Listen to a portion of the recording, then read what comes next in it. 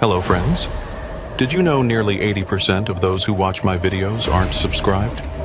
If you enjoy these stories, please hit that subscribe button and leave a like. It really helps. Thank you for being here. By the way, where are you watching from? Let me know in the comments. The CB radio crackled with static as Boyd Axelrod adjusted his grip on the frozen steering wheel. 23 years of driving the Dalton Highway, and January storms still made his knuckles white. The temperature gauge on his Peterbilt showed minus 42 degrees Fahrenheit outside. Inside the cab, it wasn't much better. The heater was fighting a losing battle against the Arctic cold, seeping through every seal and rivet. Boyd had left Fairbanks 6 hours ago with a load of drilling equipment bound for Prudhoe Bay. The weather report had warned about incoming storm systems, but the company needed this delivery yesterday. They always did. That's how it worked up here. The oil fields didn't stop for weather, and neither did the truckers who kept them running. The first snowflakes had started falling around mile marker 175. Now, at mile marker 238, Boyd couldn't see past his hood ornament. The world outside had turned into a swirling white void. His headlights were useless, swallowed by the blizzard like everything else. The only thing keeping him on the road was muscle memory and the barely visible reflector posts that appeared like ghosts every few seconds in the maelstrom. Boyd reached for his CB radio, clicking it to channel 19. "Breaker, breaker. This is Blue Steel northbound at 238. Anybody copy?" The static that answered him was thick and angry, punctuated by distant voices too garbled to understand. The storm was killing communications. He tried his satellite phone next, but the screen showed no signal. Not unusual this far north, especially in weather like this. The wind hit his truck from the side, and Boyd felt the trailer start to slide. He turned into it instinctively, feathering the brakes just enough to regain control. 50,000 pounds of steel and cargo didn't forgive mistakes. One wrong move and he'd be jackknifed in a ditch, and in this weather, that was a death sentence. Boyd's dispatcher, Mavis Crow, had called him just before he lost signal. Her voice had been tight with concern. "Boyd, Weather Service just upgraded this to a severe blizzard warning. Maybe you should find somewhere to pull off." But there was nowhere to pull off on this stretch of the Dalton. It was just him, the road, and 300 miles of frozen nothing. The windshield wipers were losing their battle against the ice. Every few minutes, Boyd had to lean forward and scrape at the inside of the glass with his fingernails where his breath was freezing. His fingers were numb despite the thick gloves. The cold had a way of finding you up here, no matter how many layers you wore. Something caught his eye in the white void ahead, a shape, darker than the surrounding snow. Boyd squinted, trying to make it out. It looked like a vehicle, maybe another truck, stopped in the middle of the road. He started pumping his brakes, feeling the wheels lock and release on the ice. The speedometer dropped from 40 to 30, then 20. As he got closer, Boyd could make out more details. It was definitely a semi, a Kenworth by the look of it, parked at an odd angle across both lanes. No emergency flashers, no flares. Just sitting there like it had been abandoned. Boyd brought his truck to a stop about 50 feet back, his engine idling rough in the cold. He grabbed his heavy parka from behind the seat and zipped it up to his chin. The moment he opened the door, the wind tried to rip it from its hinges. The cold hit him like a physical thing, stealing his breath and making his eyes water instantly. Ice crystals formed on his eyelashes before he could blink them away. Boyd approached the abandoned truck carefully. The snow was already drifting against its wheels, which meant it had been here for at least an hour. He could barely see through the blizzard, had to keep one hand on the truck's side to maintain his bearings. When he reached the driver's door, he pulled himself up on the step and peered through the window. Empty. The seat was empty, but the keys were still in the ignition. Boyd tried the door handle and found it unlocked. He climbed inside, grateful to be out of the wind even for a moment. The cab was cold, but not as cold as it should have been if it had been sitting for hours. The engine was off, but when Boyd touched the dashboard, he could still feel a hint of warmth. There was a logbook on the passenger seat. Boyd picked it up, recognizing the company logo, North Star Transport, out of Anchorage. The last entry was from today, just 3 hours ago. The driver's name was listed as Tom Henley. Boyd didn't know him personally, but the name was familiar. Most of the ice road drivers knew each other, at least by reputation. Something else caught his attention. There were dark stains on the driver's seat. Boyd leaned closer, pulling out his flashlight.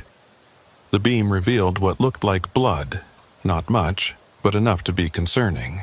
There were more drops leading across to the passenger door, which was slightly ajar. Boyd climbed back out into the storm, fighting his way around to the other side of the truck. The passenger door was indeed open, banging against its frame in the wind. The blood trail continued down the steps and onto the snow, but the blizzard had already erased any tracks that might have been there. He stood there for a moment, trying to make sense of it. A driver, injured maybe? But why leave the truck in the middle of the road? Why not use the emergency flashers or set out flares? And where did he go? There was nothing out here for miles in any direction. On foot in this weather, you'd last maybe 20 minutes before hypothermia set in. Boyd made his way back to his own truck, already shivering despite the heavy coat.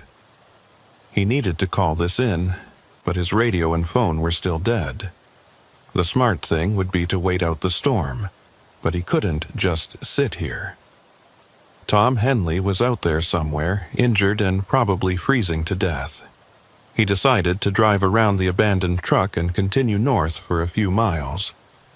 Maybe Tom had tried to walk to the next pull-off. It was a long shot, but Boyd couldn't just do nothing. He maneuvered his Peterbilt carefully around the Kenworth, his trailer barely clearing the ditch on the right side.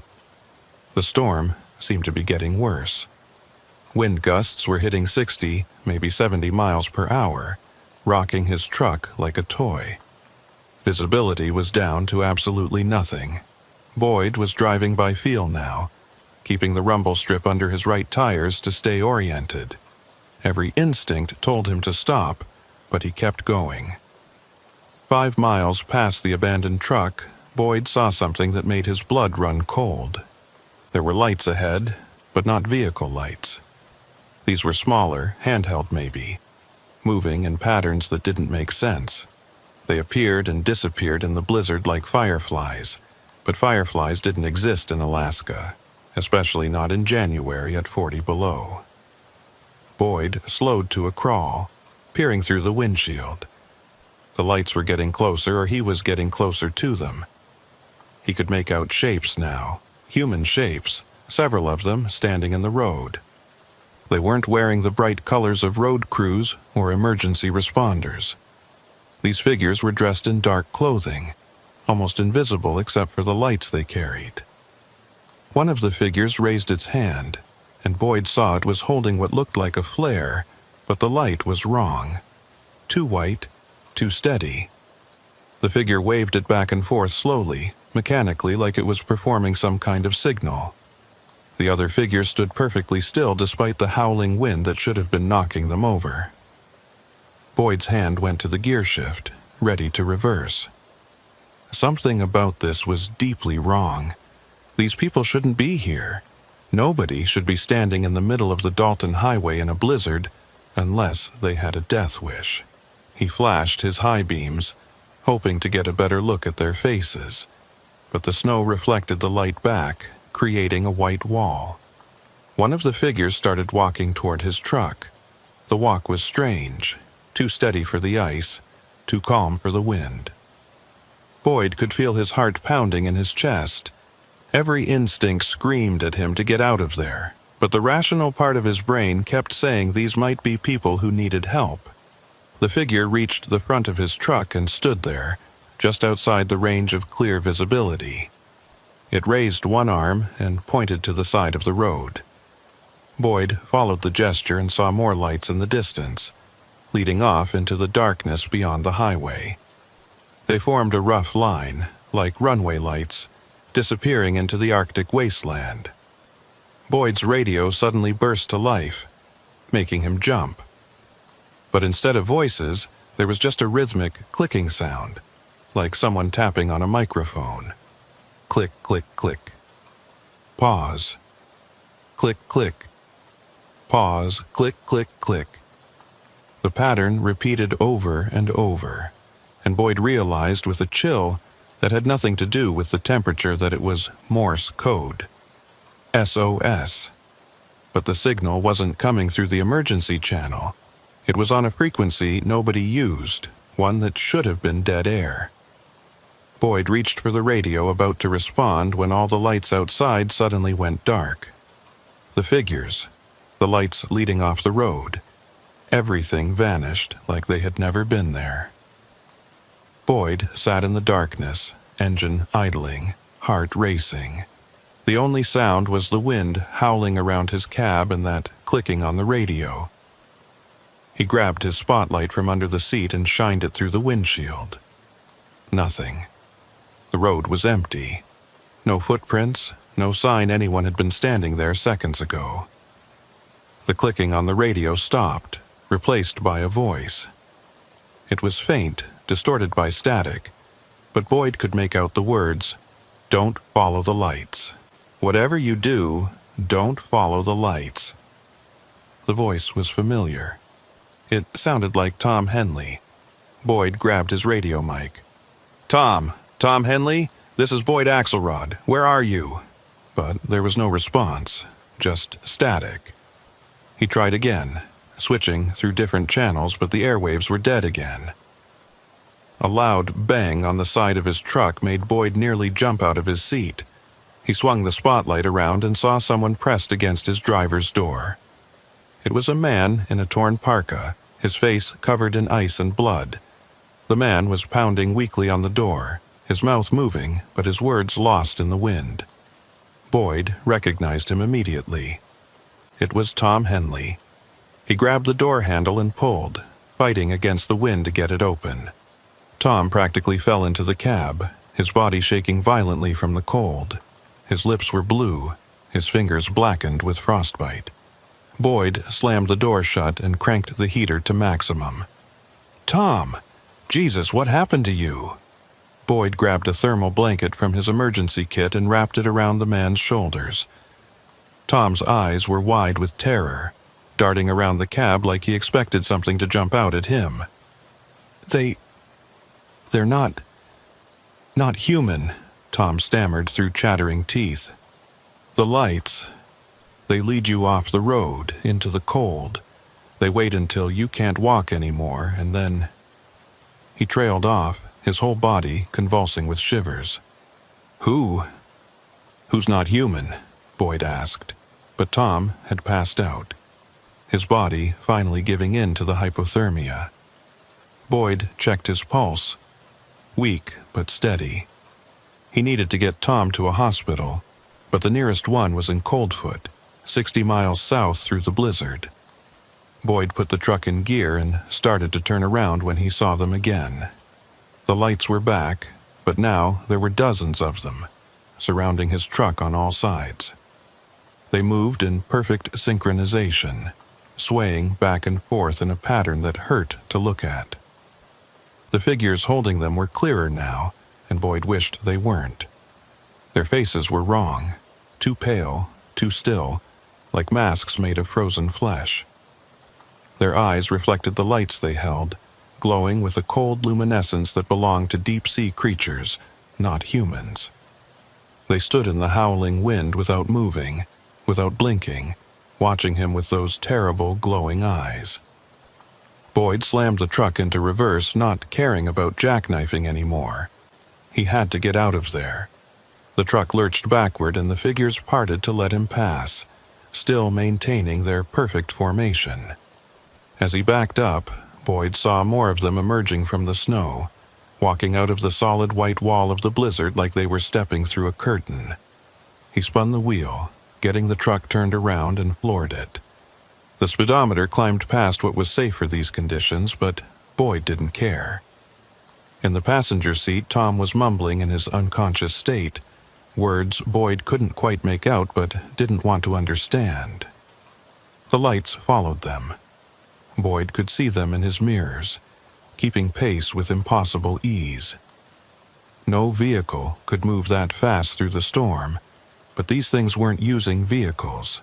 They were running, or floating, or something Boyd's mind couldn't process.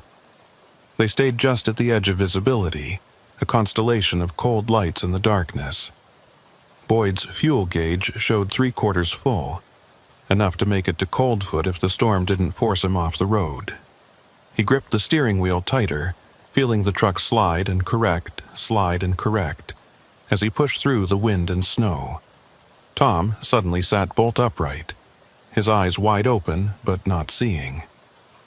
"They feed on the warm ones," he said in a voice that didn't sound like his own.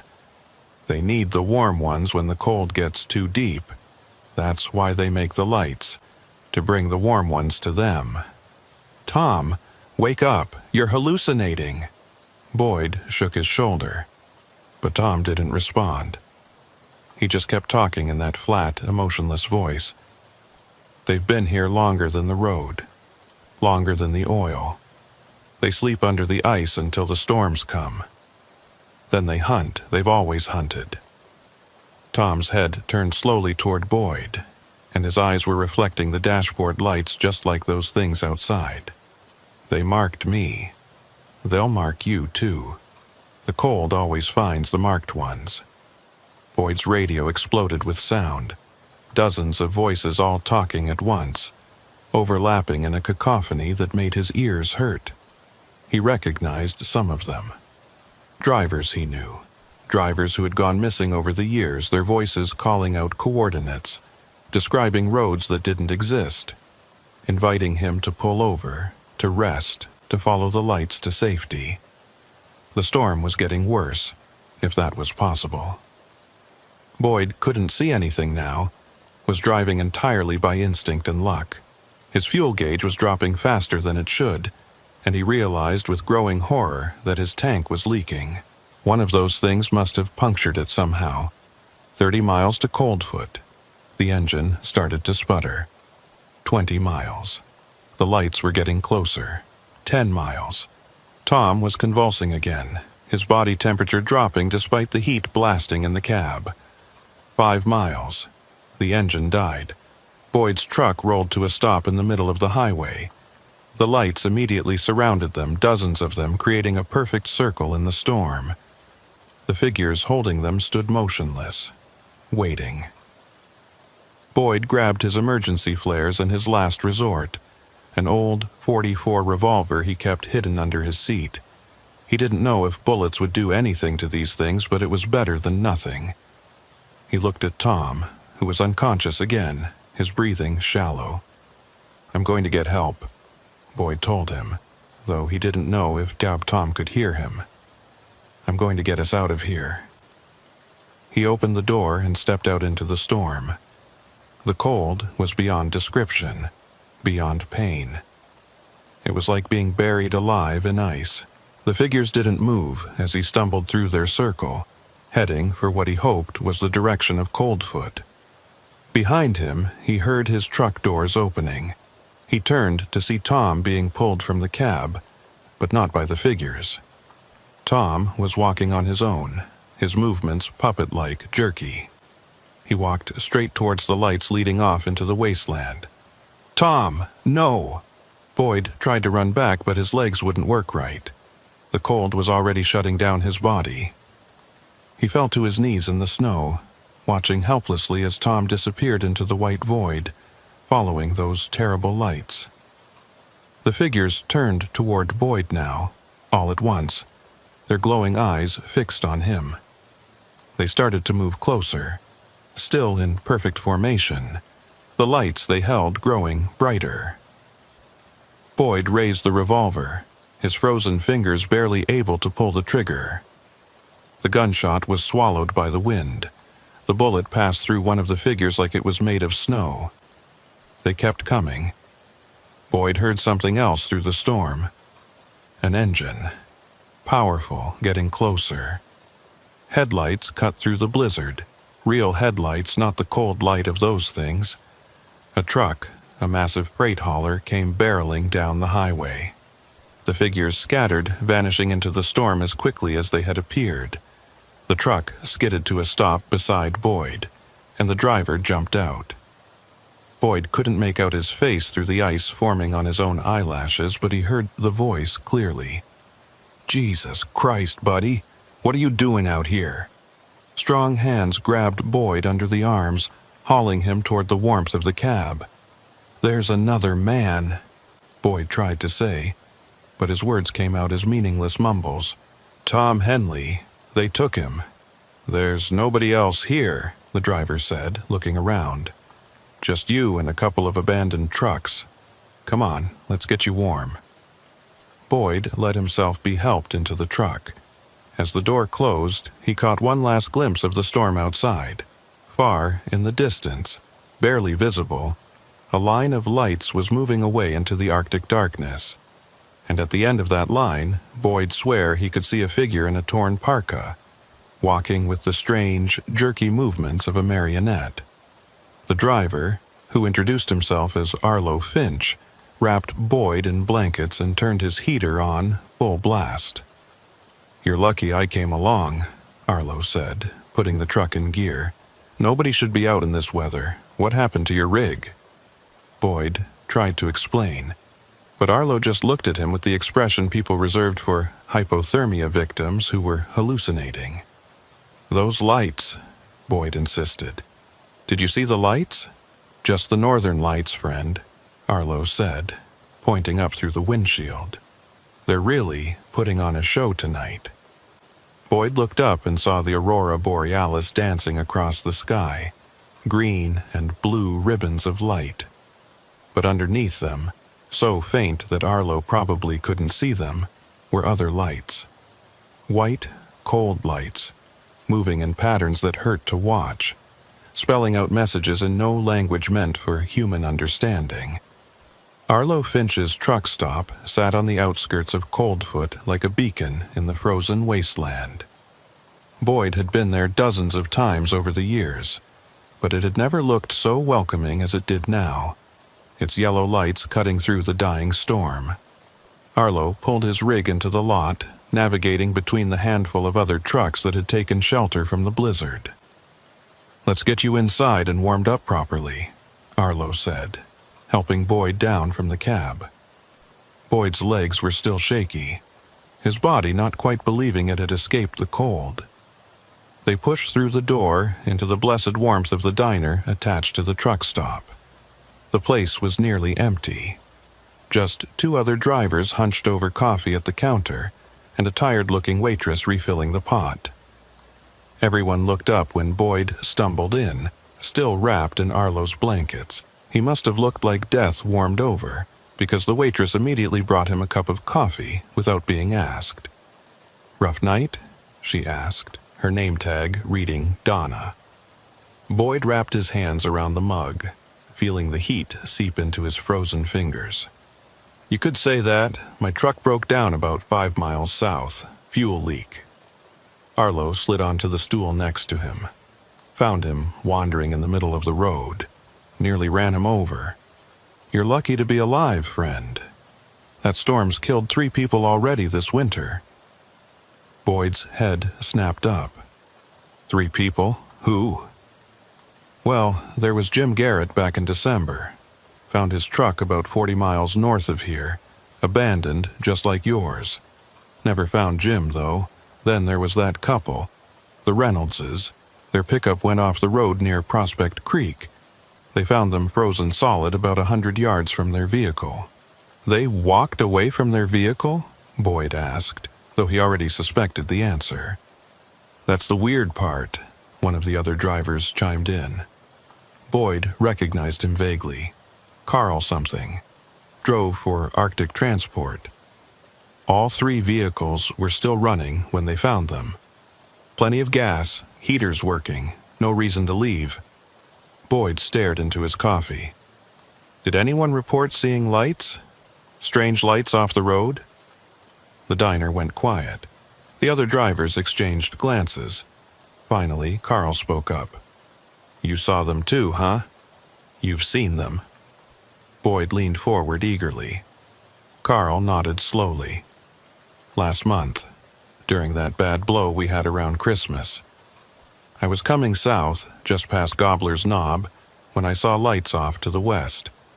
Looked like someone had set up camp or something, maybe gotten stuck. I almost stopped to check, but... He paused, taking a sip of his coffee. But something felt wrong about them, the way they moved, like they were floating. That's when Jim Garrett went missing, the other driver said. He was younger, Boyd didn't know him.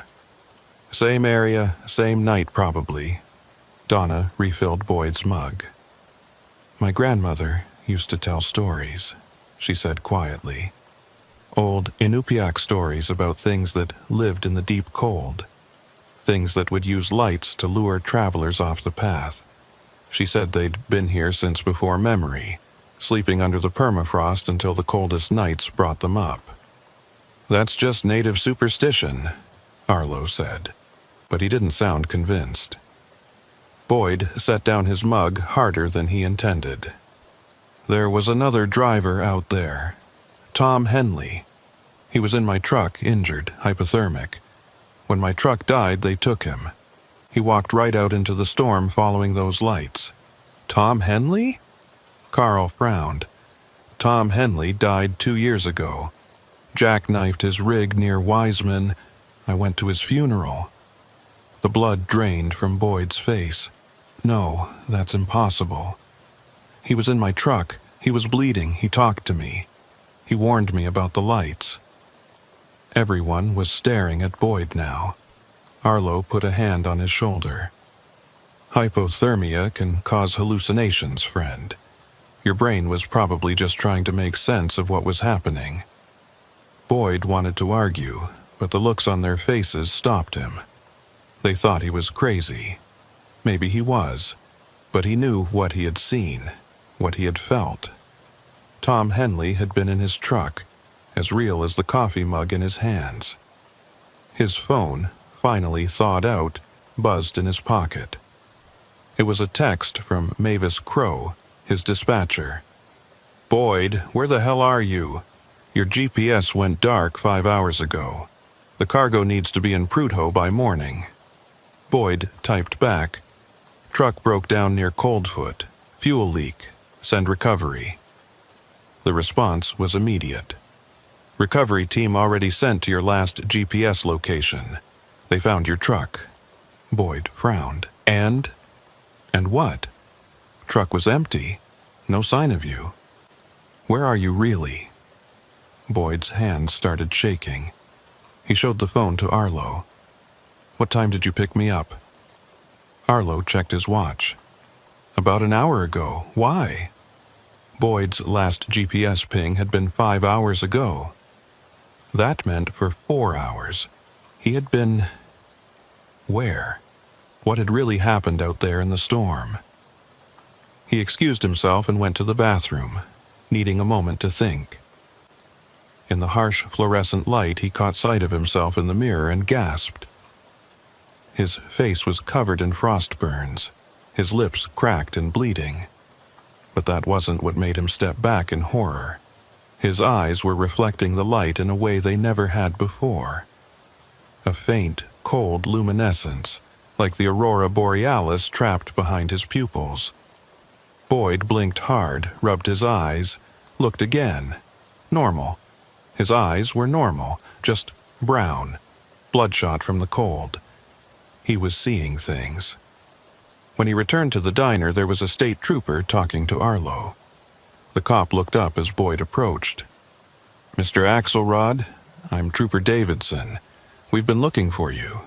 Your company reported you missing when your GPS went dark. I'm fine, Boyd said carefully. My truck broke down. Arlo here gave me a ride. The trooper nodded, making notes. We found your truck. Also found another vehicle, an abandoned Kenworth registered to North Star Transport. You know anything about that?" Boyd hesitated. "I saw it. Stopped to check if anyone needed help, but it was empty. Registration says it belongs to someone named Tom Henley, but that can't be right. We've got a Tom Henley in our records, but he's been dead 2 years." The trooper studied Boyd's face. "You sure you didn't see anyone?" I thought I did. But the storm was bad. I might have been confused." The trooper seemed satisfied with that. "The recovery team will tow your truck back to Fairbanks. Your company's sending another driver to complete the delivery. You need medical attention? Those frost burns look pretty bad." Boyd touched his face, feeling the damaged skin. "I'm okay. Just need to warm up." After the trooper left, Boyd sat back down at the counter. The other drivers had gone back to their own conversations, but he could feel them stealing glances at him. Arlo ordered him a hot meal, insisted he eat something. While Boyd picked at his food, his phone rang. The caller ID showed a number he didn't recognize, but the area code was local. He answered it. "Boyd?" The voice was faint, full of static but familiar. It sounded like Tom Henley. "Boyd, you need to listen to me." Boyd's blood turned to ice.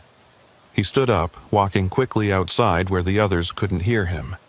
"Who is this?" "You know who it is." "I'm sorry I had to lie to you, but I needed your help. They had me for 2 years, Boyd. 2 years in the cold dark, neither dead nor alive. But when you stopped, when you let me in your truck, I was able to break free for a little while. This isn't real. You're dead. Everyone says you're dead. I am dead, but they don't let you go, Boyd. Not completely. They keep a part of you, use it to lure others. That's what I was supposed to do to you, lead you to them, but you're strong. You didn't follow the lights." Boyd's breath came out in clouds in the frigid air. "What are they?" "Old. Older than the ice. They feed on warmth, on life. The Inupiaq knew about them, stayed away from their hunting grounds. But then we came, built our road right through their territory. Every winter they wake up, and every winter they take a few of us." "Why are you telling me this?" There was a long pause, filled with static. "Because they marked you, Boyd, just like they marked me. You can see them now, can't you?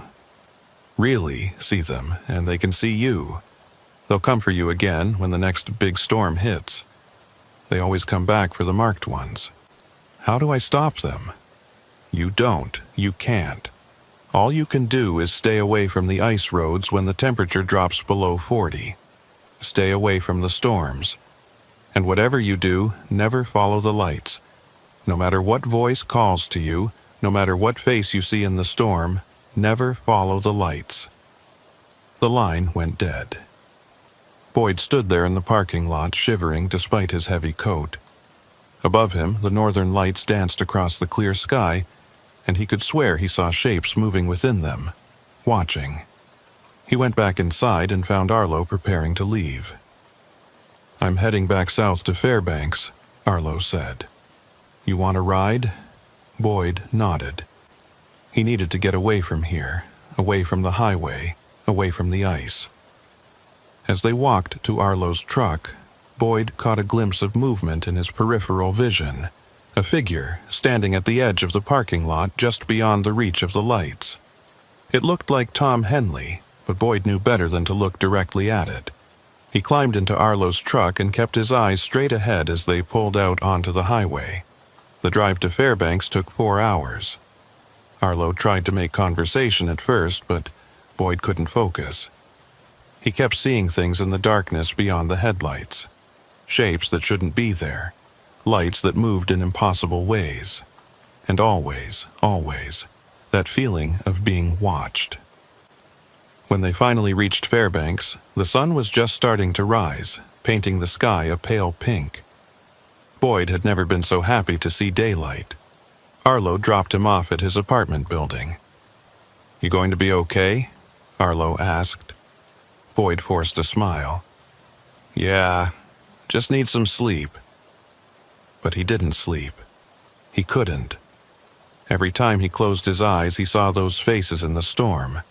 Those terrible glowing eyes. He called Mavis and told her he was taking some time off. She wasn't happy, but something in his voice must have convinced her not to argue. For 3 days, Boyd stayed in his apartment, trying to convince himself it had all been hallucination brought on by hypothermia, but then the news came on. Another trucker had gone missing on the Dalton Highway. Samuel Morrison, veteran driver, 15 years experience.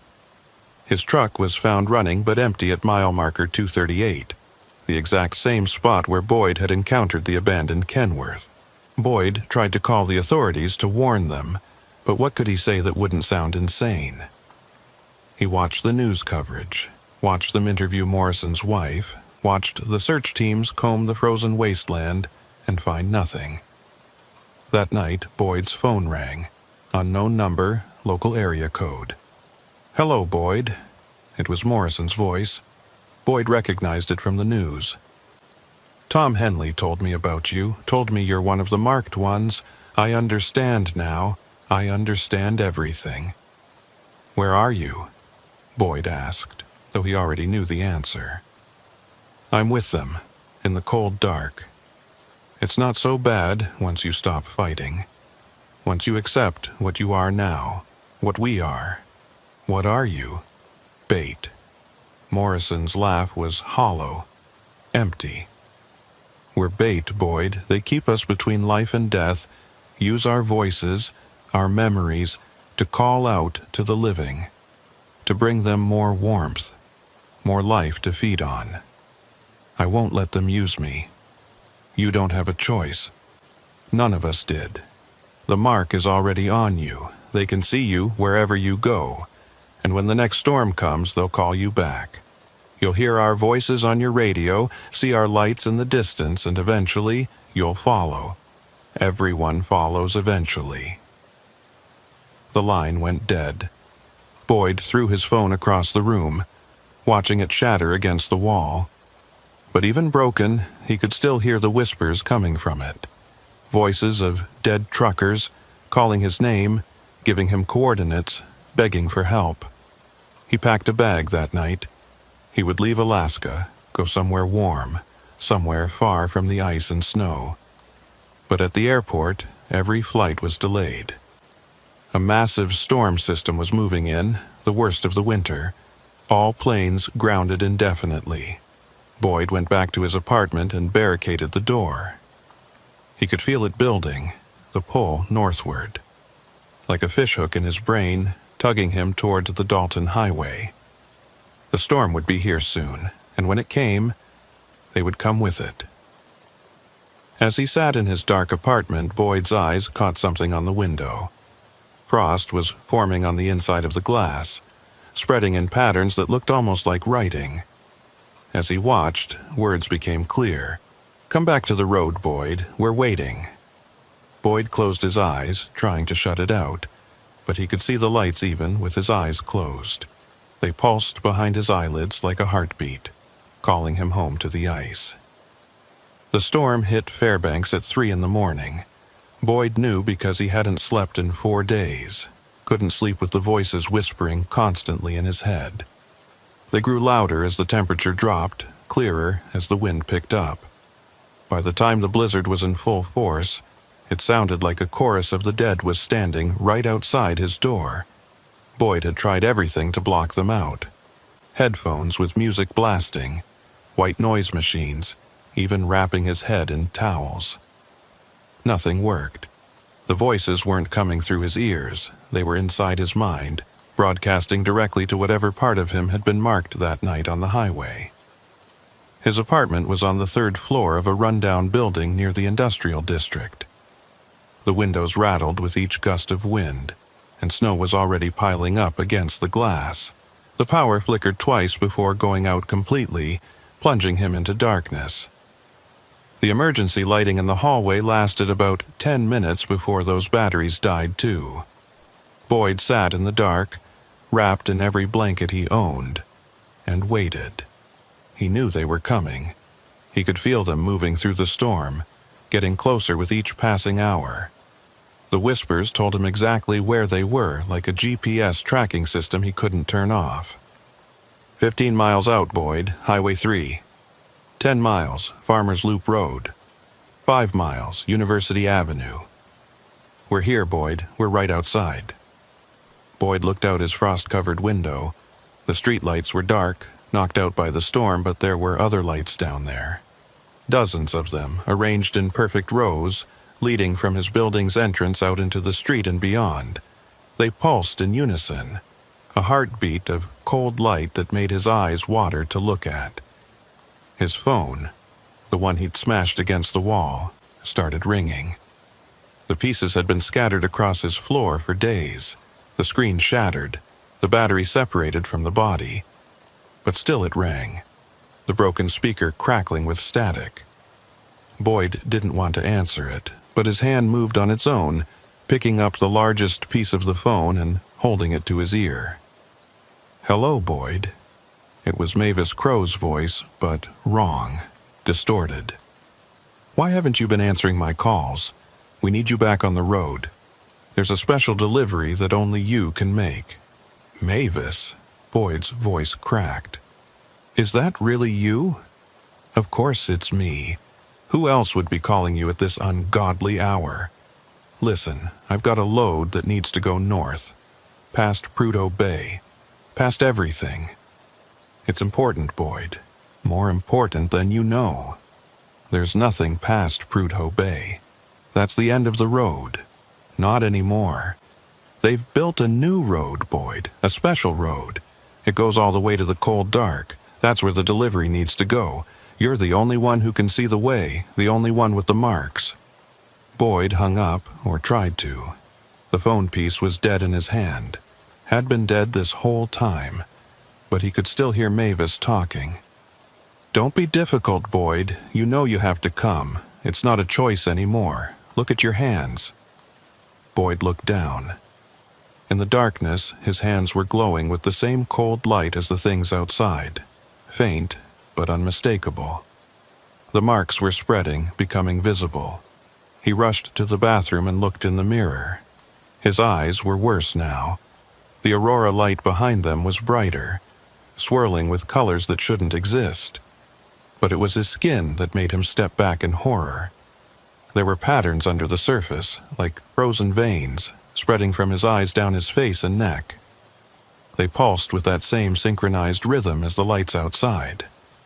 A knock at his door made him jump. Not a pounding or violent knock, just 3 polite taps. "Boyd, it's Arlo. Arlo Finch. I'm worried about you, buddy. Can you open up?" Boyd moved toward the door, then stopped. Arlo's voice was perfect, exactly as he remembered it. Too perfect. And how would Arlo know where he lived? He'd never told him. "I know you're in there, Boyd. I can see your light. You're glowing pretty bright now. Must be almost ready." "Ready for what?" Boyd asked through the door. "Ready to come home. We've prepared a special place for you. Somewhere you'll never be cold again. Somewhere the loneliness can't touch you. Isn't that what every trucker wants? An end to the endless road?" Boyd backed away from the door. "You're not Arlo." "I'm as much Arlo as Arlo ever was. Just improved, enhanced. We all are, Boyd. Tom Henley, Sam Morrison, Jim Garrett, all of us. We're part of something bigger now, something that's been waiting so long for enough warm ones to complete the pattern." "What pattern?" "The pattern that opens the way. Every marked one is a point of light. When we have enough points, we can draw the map to the source of all warmth. The map to where your kind cluster in the millions, all that life, all that heat, just waiting to be harvested." Boyd's blood ran cold. "You're talking about the cities, the populated areas. Smart man. The old ones have been trapped up here so long, feeding on scraps, the occasional trucker or hunter who wanders too far into their territory. But with enough marked ones, they can expand their reach. Follow the roads to where the real feast awaits. Boyd grabbed a baseball bat from his closet, though he knew it would be useless. I won't help you. You already are. Every second you exist with those marks, you're broadcasting a signal. You're a beacon, Boyd, and beacons can't help but shine. The door started to frost over from the outside, ice spreading across the wood in fractal patterns. The lock clicked open on its own, and the door swung inward, bringing a swirl of snow and impossibly cold air. Arlo Finch stood in the doorway, but it wasn't really Arlo anymore. His skin was translucent, like ice, and Boyd could see things moving underneath it. Lights, like bioluminescent fish in deep water. His eyes were gone, replaced by swirling vortexes of aurora light. Time to go, Boyd. Your truck is waiting. Boyd swung the bat, but it passed right through Arlo's form like he was made of mist. The thing that looked like Arlo smiled, its mouth opening wider than any human mouth should, revealing rows of needle-sharp ice crystals instead of teeth. Physical resistance. How quaint. How human. You still don't understand what you're becoming, do you? Boyd ran to his bedroom, slamming the door behind him. He pushed his dresser against it, knowing it wouldn't hold for long. His window was frozen shut, but he grabbed a chair and smashed through the glass. The storm immediately howled into the room, bringing with it a cold so intense it felt like being stabbed with 1,000 needles. 3 stories down. He might survive the fall, might not, but it was better than whatever they had planned for him. Boyd climbed onto the windowsill, ready to jump, when he saw what was waiting below. The parking lot was full of trucks, dozens of semi-trucks, all idling, all empty. Their headlights were on, but the light was wrong, that same cold luminescence. They were arranged in a pattern, a symbol that hurt to look at, that seemed to twist space around it. Standing between the trucks were the drivers. Boyd recognized some of them, men and women who had gone missing over the years, their faces on missing posters at truck stops across Alaska. They all looked up at him with those aurora eyes, their mouths moving in unison. Jump, Boyd, join us. It's easier if you come willingly. Boyd pulled back from the window. His dresser exploded inward, reduced to splinters. The Arlo thing flowed into the room like liquid darkness, bringing with it 5 others. They surrounded Boyd, not touching him, just standing there, waiting. Last chance, Boyd. Walk out on your own, or we carry you. Either way, you're coming. Boyd felt something inside him responding to their presence. The marks on his skin were burning now, but it wasn't pain. It was something else, something that felt almost like coming home. His vision was starting to change, the dark room becoming bright with new spectrums of light he'd never been able to see before. That's it, the Arlo thing said. Let it happen. Stop fighting what you are. Boyd's legs moved without his permission, carrying him toward the door. He tried to resist, but his body wasn't listening anymore. The marks had spread too far, taken too much control. He walked through his destroyed apartment, down the dark stairs, out into the storm. The cold didn't hurt anymore. It felt natural, right? The assembled drivers parted to let him through, and Boyd found himself walking toward one specific truck. It was his old Peterbilt, the one that had broken down on the highway. But it looked different now. The metal seemed to pulse with organic life, and the exhaust was breathing out clouds that formed shapes in the air, messages in no human language. Boyd climbed into the driver's seat. The keys were in the ignition, the engine already running. His hands moved to the steering wheel, and he felt the truck respond not to mechanical control, but to thought. It was alive, or something close to it. North, the voices said in unison. Drive north, to the end of all roads. Boyd put the truck in gear and pulled out of the parking lot. The other trucks followed, forming a convoy of the marked. They drove through the empty streets of Fairbanks, through the storm that seemed to part for them, onto the Dalton Highway. The speedometer showed impossible speeds, but the landscape outside seemed to be moving slowly, dreamlike. The aurora borealis descended from the sky, surrounding the convoy in curtains of green and blue light. Within that light, Boyd could see them clearly now.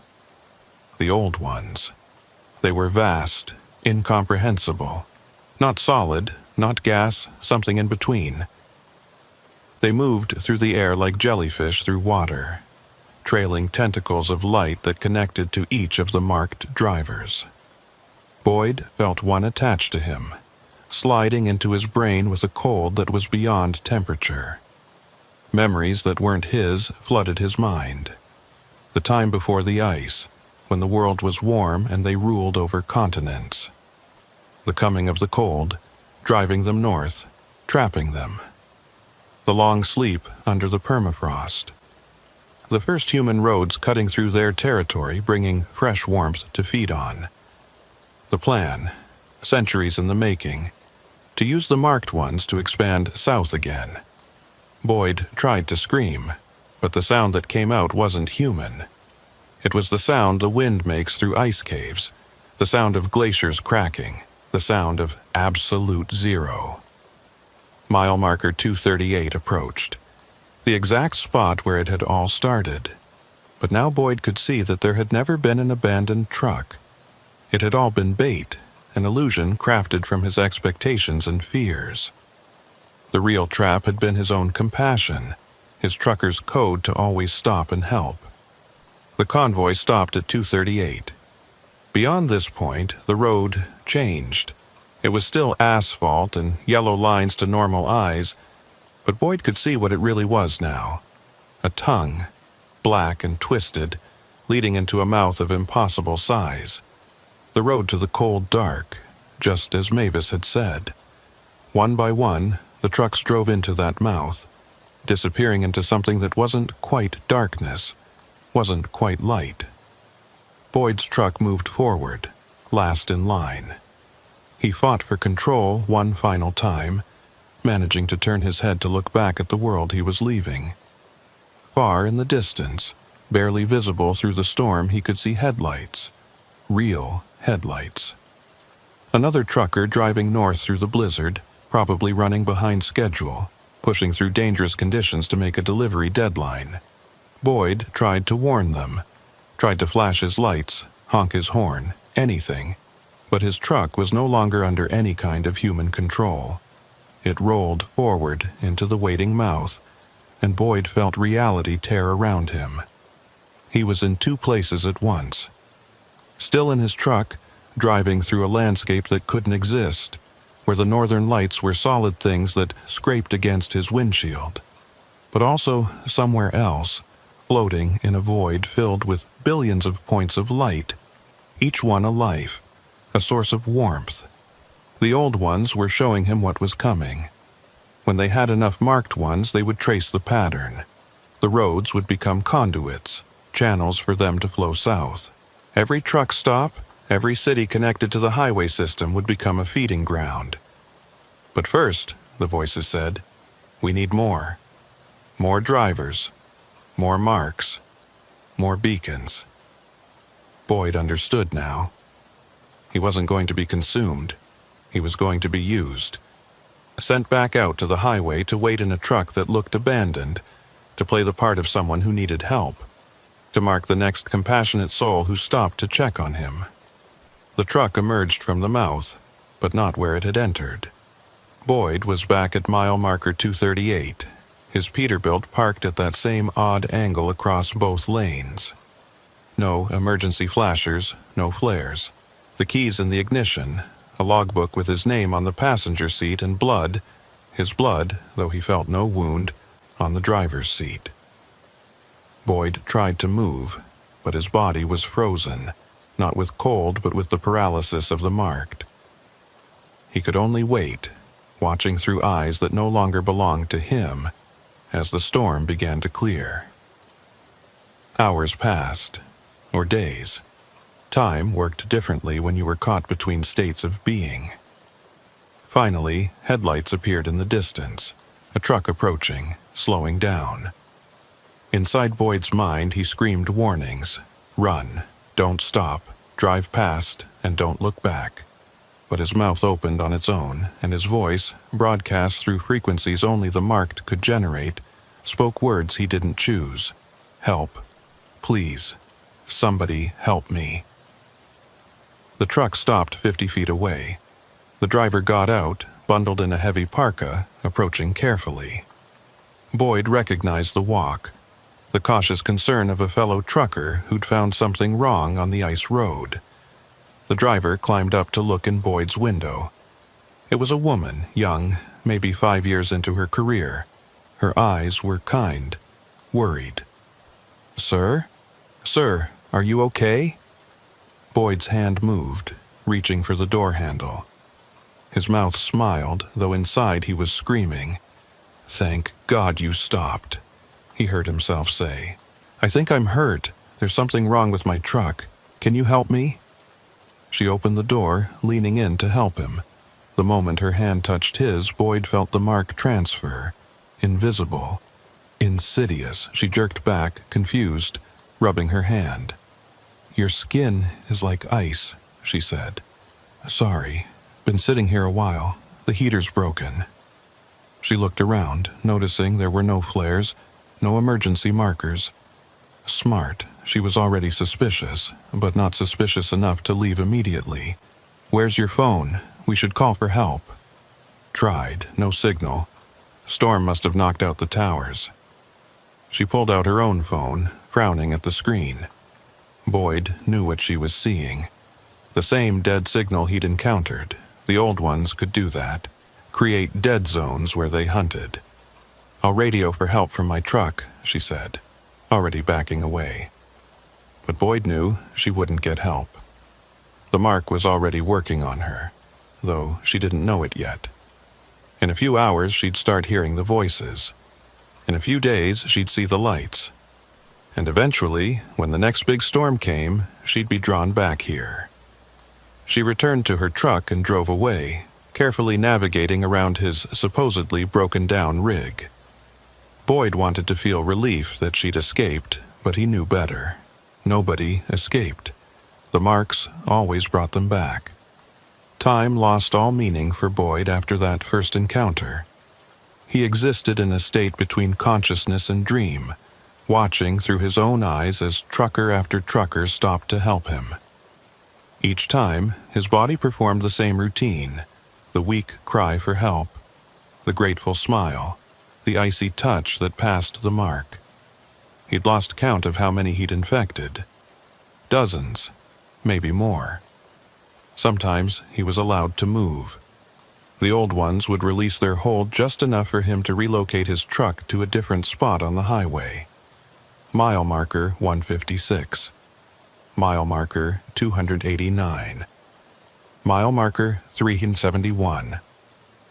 Always during the worst storms when visibility was zero and desperate drivers would be looking for any sign of human life in the white void. During these brief moments of mobility, Boyd would try to resist.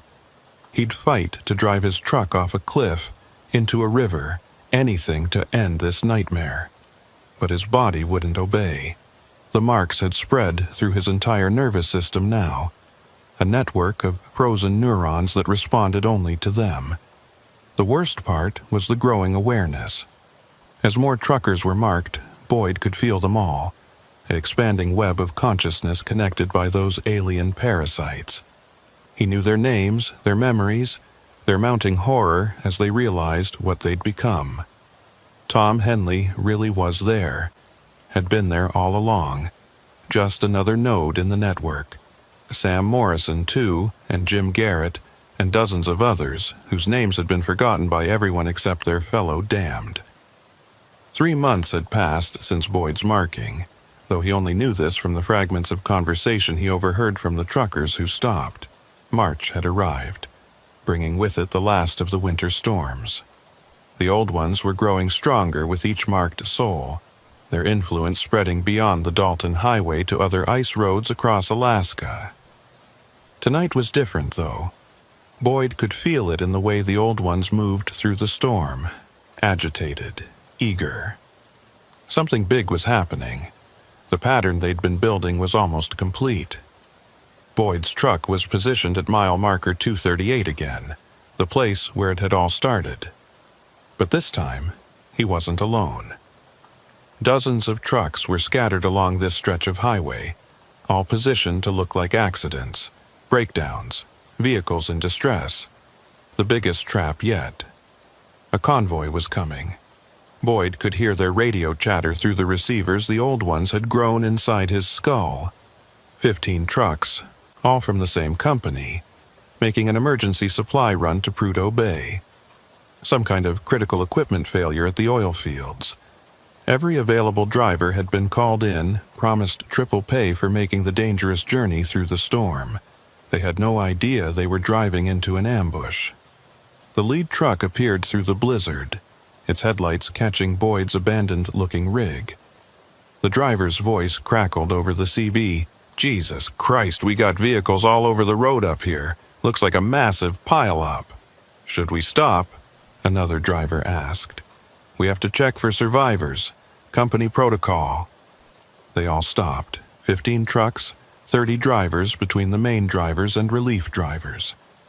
They spread out among the abandoned vehicles, checking each one, calling out for survivors. Boyd watched through eyes he couldn't close as they approached his truck. But something was wrong. The driver who climbed up to Boyd's window wasn't wearing standard trucker gear. He had on military-style tactical clothing, and there was a strange device on his belt that Boyd didn't recognize. When the man looked through the window, his eyes were protected by special goggles that gleamed with an anti-aurora coating. "I've got another one here," the man said into a radio. "Marked Stage 4 by the looks of it." Boyd tried to speak, to warn, to beg, but no sound came out. The old ones had gone silent, their presence retreating like tide pulling back before a tsunami. More tactical dressed figures emerged from the convoy trucks. They moved with military precision, surrounding each of the bait vehicles. One of them, a woman with sergeant's stripes, approached Boyd's truck. "Boyd Axelrod," she said, reading from a device. "Missing for 3 months. Family thought you were dead." She looked up at him through those protected goggles. "You're going to be okay. We're here to help." They pulled Boyd from the truck, his frozen body unable to resist, even if the old ones had been controlling it. As they carried him toward one of their vehicles, Boyd saw similar scenes playing out across the highway. All the marked truckers were being extracted, loaded into specialized containers that hummed with electromagnetic fields. The woman, who identified herself as Sergeant Fuller, stayed with Boyd as they loaded him. "I know you can hear me," she said. "You're probably wondering who we are. Let's just say the government has known about these things for a long time. The Inupiaq weren't the only ones keeping records. We've been developing countermeasures." She held up a device that looked like a modified medical scanner. "Electromagnetic pulse, calibrated to the specific frequency these things use to control neural tissue. Hurts like hell, but it burns them out of your system. Most of your system anyway. You'll never be completely free, but you'll be yourself again." Boyd wanted to warn her about the old ones, about how vast and powerful they were. But then he felt it. Terror, alien and immense, flooding through the network. The old ones were afraid. For the first time in eons, they were afraid. "That's right," Sergeant Fuller said, as if reading his thoughts. "We found their physical forms. Took us years, but we tracked them to caves under the permafrost. Turns out they're not as incorporeal as they want us to think. They have bodies, ancient things, frozen in the ice, and frozen things can be burned." An explosion lit up the northern horizon, visible even through the blizzard. then another, then a dozen more, synchronized strikes at locations across the Arctic. Boyd felt the network scream, a psychic shriek that should have destroyed his mind. But the electromagnetic field around him dampened it, reduced it to merely agonizing rather than lethal. The old ones retreated, pulling back from their marked victims like parasites abandoning a sinking ship, but they had nowhere to go. Their physical forms were burning, destroyed by incendiary weapons designed specifically to burn at temperatures that could melt permafrost. The psychic network collapsed, leaving Boyd gasping and trembling in control of his own body for the first time in months. "We've been planning this for years," Sergeant Fuller explained as medics began checking Boyd's vitals. "Every time someone disappeared on the ice roads, we documented it, built a pattern, found their feeding grounds, their anchor points. The marked truckers were the final piece of the puzzle. You led us right to them." Boyd's voice was barely a whisper when he finally spoke. "There are more. Other places. Other roads. We know. Teams are hitting sites across Alaska, northern Canada, Siberia. Anywhere the ice roads run, it's a global operation." They transported Boyd and the other rescued truckers to a military facility outside Anchorage. The treatment was exactly as painful as Sergeant Fuller had warned. Electromagnetic pulses coursed through Boyd's body for hours, burning out the alien neural pathways. He could feel pieces of the old ones dying inside him, shriveling like salted slugs. But she had been right about one thing: they couldn't get all of it. Even after the treatment, Boyd could still see lights in the aurora that shouldn't be there, could still hear whispers when the temperature dropped below freezing. The marks on his skin faded but never fully disappeared, leaving faint scars that ached when storms approached. The military debriefed him for weeks, extracting every detail about his experience. They showed him satellite footage of the strikes, heat blooms in the permafrost where things that had lived since before human memory were finally destroyed. They told him the cover story: gas line explosions, routine military exercises, nothing for the public to worry about. Boyd was released in late April, just as the last of the snow was melting. His CDL was reinstated, his record cleared. The company offered him his job back with a significant raise, citing hardship compensation for his accident-related trauma. They had no idea how close to the truth that was. But Boyd couldn't go back to trucking. The thought of being alone in a cab, driving through darkness, made him break out in cold sweats. He took a job at a truck stop in Fairbanks instead, pumping gas and serving coffee to drivers who had no idea how close they'd come to becoming prey. Sometimes, late at night when the northern lights danced across the sky, Boyd would see shadows moving in the patterns. Remnants of the old ones, perhaps. Or new things drawn to the vacuum left by their destruction. He'd been told the threat was eliminated, but Boyd knew better. Alaska was too vast, too wild, too cold. There would always be things in the ice that shouldn't exist. Arlo Finch stopped by the truck stop one evening in May. The real Arlo, not the thing that had worn his shape. He didn't remember picking Boyd up that night in the storm, had no memory of driving him to Fairbanks. The military had filled in the gaps with false memories, for his own protection, they said. "Heard you had quite the ordeal," Arlo said, paying for his coffee. "Getting lost in that blizzard, walking 5 miles to safety. Lucky to be alive." "Yeah," Boyd agreed, "lucky."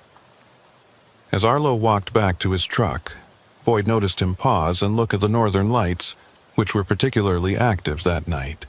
For just a moment, Arlo's hand went to his neck, touching a spot where Boyd could see the faintest trace of a mark that looked fresh. Boyd started to call out, to warn him, but stopped. What could he say that wouldn't sound insane? That the old ones weren't all gone? That the military had missed some? That the marks were spreading again, more subtle this time, more careful? Instead, he watched Arlo drive away, heading north on the Dalton Highway. Boyd made a note of the date and time. In a few weeks, maybe a month, Arlo would start hearing the voices, start seeing the lights.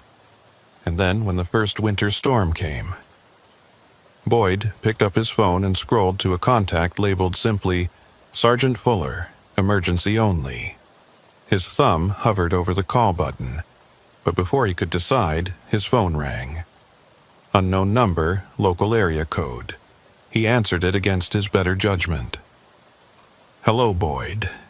The voice was impossible, something that should have been destroyed in those incendiary strikes. It was older, weaker, but unmistakably one of them. You thought you won.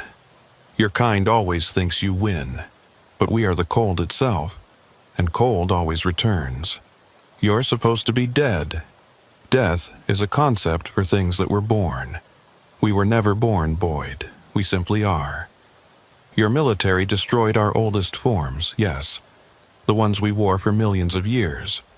But we can grow new ones, smaller, weaker, but sufficient. And we've learned so much from our time in your minds. Boyd's hand trembled. What do you want? The same thing we always wanted. Warmth. Life. But now we know not to be greedy, not to take too many at once. We'll be more careful, more selective. One trucker here, one there, spread across years instead of months. Your military won't notice patterns that don't exist. I'll stop you. With what? Who would believe you? You're just a traumatized ex-trucker who had a mental breakdown on the ice.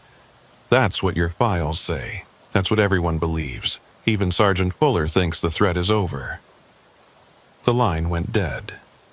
Boyd stood there in the fluorescent light of the truck stop, watching the ice roads stretch into the darkness. Trucks came and went, their drivers oblivious to the danger that still lurked in the cold.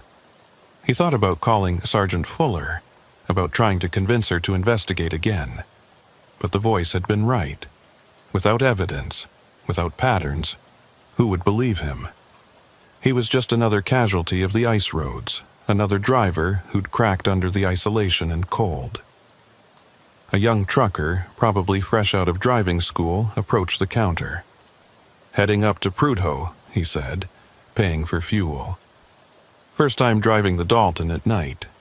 Any advice? Boyd looked at him, so young and eager, so unaware of what waited in the darkness. Stay on the road, he said finally. Don't stop for anything. And if you see lights where there shouldn't be lights, just keep driving. The young trucker laughed. You old-timers and your stories, I'll be fine. Boyd watched him leave, watched his truck disappear into the night. Above, the aurora borealis twisted and writhed, and for just a moment, Boyd could swear he saw faces in the light, watching, waiting, patient as the ice itself. He looked down at his scarred hands, at the marks that would never fully fade. They ached, a deep cold ache that had nothing to do with temperature. The old ones had left something inside him, something that could never be fully removed. He was connected to them now, whether he wanted to be or not. And he knew, with a certainty that chilled him more than any Arctic wind, that they would be back. Maybe not this winter, maybe not the next, but eventually, when humanity had forgotten to be vigilant, when the story of the marked truckers had faded into legend, they would return. Boyd went back to wiping down the counter, serving coffee, pumping gas, playing the part of a normal person who had survived a normal disaster, but always watching, always listening, always waiting for the next phone call with an unknown number and a local area code. Outside, the ice roads stretched into infinity, and somewhere in that frozen darkness, something ancient and patient smiled with mouths that weren't quite mouths. The game wasn't over. It had just entered a new phase, and Boyd Axelrod, marked and scarred, standing guard at a lonely truck stop at the edge of civilization, was the only one who knew it. The northern lights pulsed once, bright and wrong, and then went dark. In the distance, barely audible over the rumble of diesel engines, came the sound of breaking ice, something moving under the permafrost, something vast and cold and endlessly hungry. Boyd reached for his phone again, then stopped. Tomorrow, he told himself. Tomorrow, he would try to warn them. Tonight, he would stand watch as he did every night, knowing that somewhere out there in the white void, the old ones were learning, adapting, preparing. The war wasn't over. It had barely begun.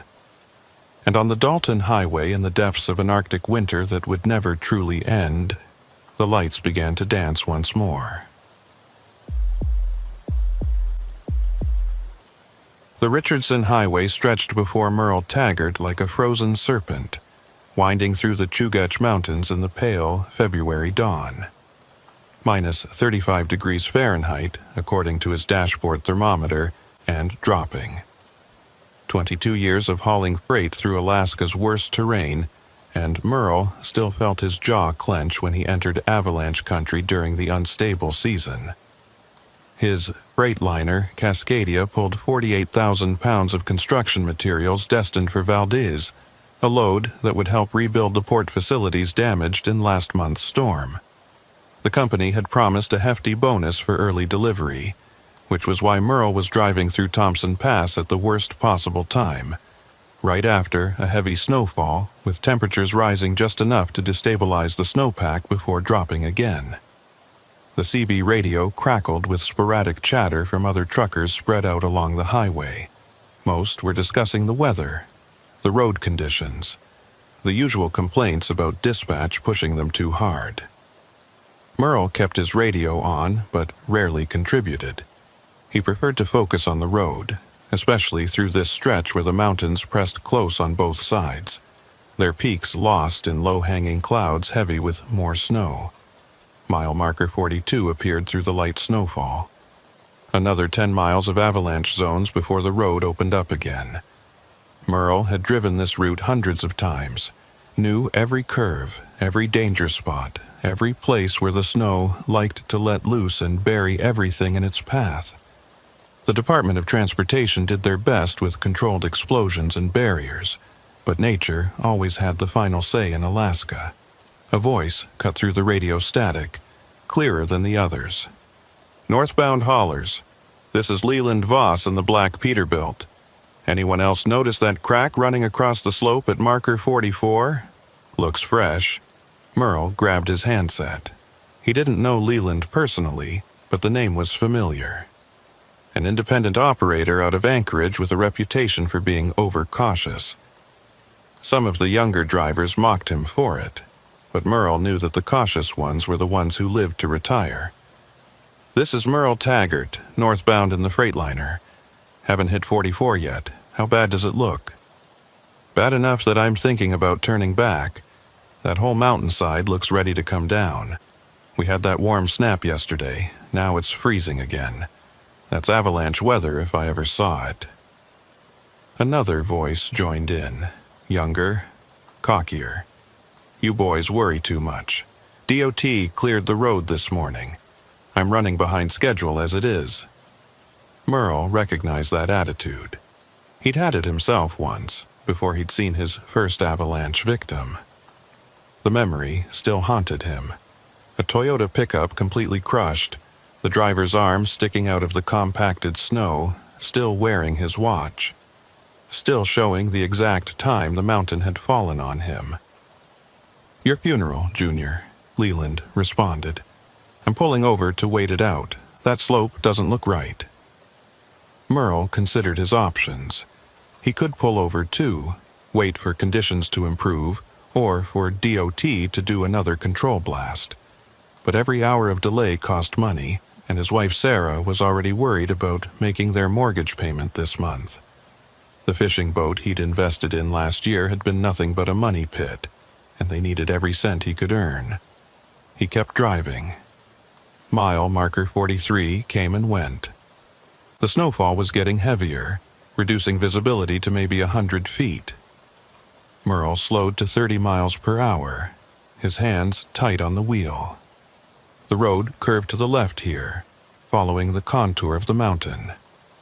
To his right, the ground dropped away into a valley filled with morning mist. To his left, the mountain rose at a 70-degree angle, thousands of tons of snow held in place by nothing more than temperature and friction. The radio crackled again. "This is DOT dispatch with an emergency bulletin. All traffic on Richardson Highway between markers 40 and 50 is advised to seek immediate shelter. Avalanche warning level has been raised to extreme. Repeat, avalanche warning level extreme." Merle's blood chilled. He was at marker 43.5, right in the middle of the danger zone. There was a pull-off at marker 45, a reinforced area designed to offer some protection from slides. If he could make it there. The mountain answered before he could finish the thought. It started as a crack, sharp as a gunshot, echoing off the valley walls. Merle looked up through his side window and saw it. A line appearing across the snowfield 500 feet above the road, spreading like a crack in glass. Then the whole mountainside started to move. Time slowed. Merle had maybe 10 seconds before the avalanche reached the road. His training kicked in. Don't try to outrun it. You can't. Don't stop in its path. You'll be buried. Find a gap, an angle, something to put between you and the snow. He floored it. The Freightliner's engine roaring as he pushed toward a rocky outcropping ahead that might deflect the worst of the slide. In his mirrors, he saw the avalanche hit the road behind him, a white wall of destruction that swallowed everything. The Toyota pickup that had been following him disappeared instantly, consumed by the mountain's fury. The shockwave hit first, a blast of air that rocked his truck sideways. Then came the snow. Not the soft powder of normal snowfall, but a concrete hard wave of compressed ice and debris. It slammed into his trailer, lifting the rear wheels off the ground. Merle fought the steering wheel, trying to keep the truck straight as it was pushed sideways across the road. The rocky outcropping he'd been aiming for took the brunt of the impact, splitting the avalanche like a ship's prow splits water. Snow exploded over his cab, covering the windshield completely, turning day to night in an instant. The truck lurched to a stop, tilted at a dangerous angle but still upright. Then silence. The kind of absolute silence that only exists after catastrophic violence, when even the mountains seem to hold their breath. Merle sat frozen, his hands still death-gripped on the wheel. He was alive. Somehow, impossibly, he was alive. But as his eyes adjusted to the darkness inside his snow-covered cab, he realized his situation was far from safe. The avalanche had pushed his truck to the very edge of the road. Through his passenger window, which was miraculously still clear, he could see nothing but empty space where the ground should be.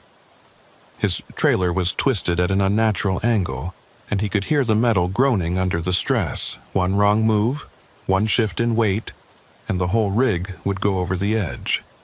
He reached carefully for his CB radio, trying not to shift his weight. "Mayday, Mayday, this is Merle Taggart. I've been hit by an avalanche at mile marker 44. Truck is partially buried and unstable. Does anyone copy?" Static. Then, faintly, Leland Voss's voice. "Merle? Jesus Christ, we thought you were gone. The whole mountain came down. Are you hurt?" "Not hurt, but I'm hanging half off the cliff. The trailer's twisted. Might go over any second." "Hang tight. I'm calling emergency services. DOT and rescue are already responding to the slide." Merle could hear other voices on the radio now.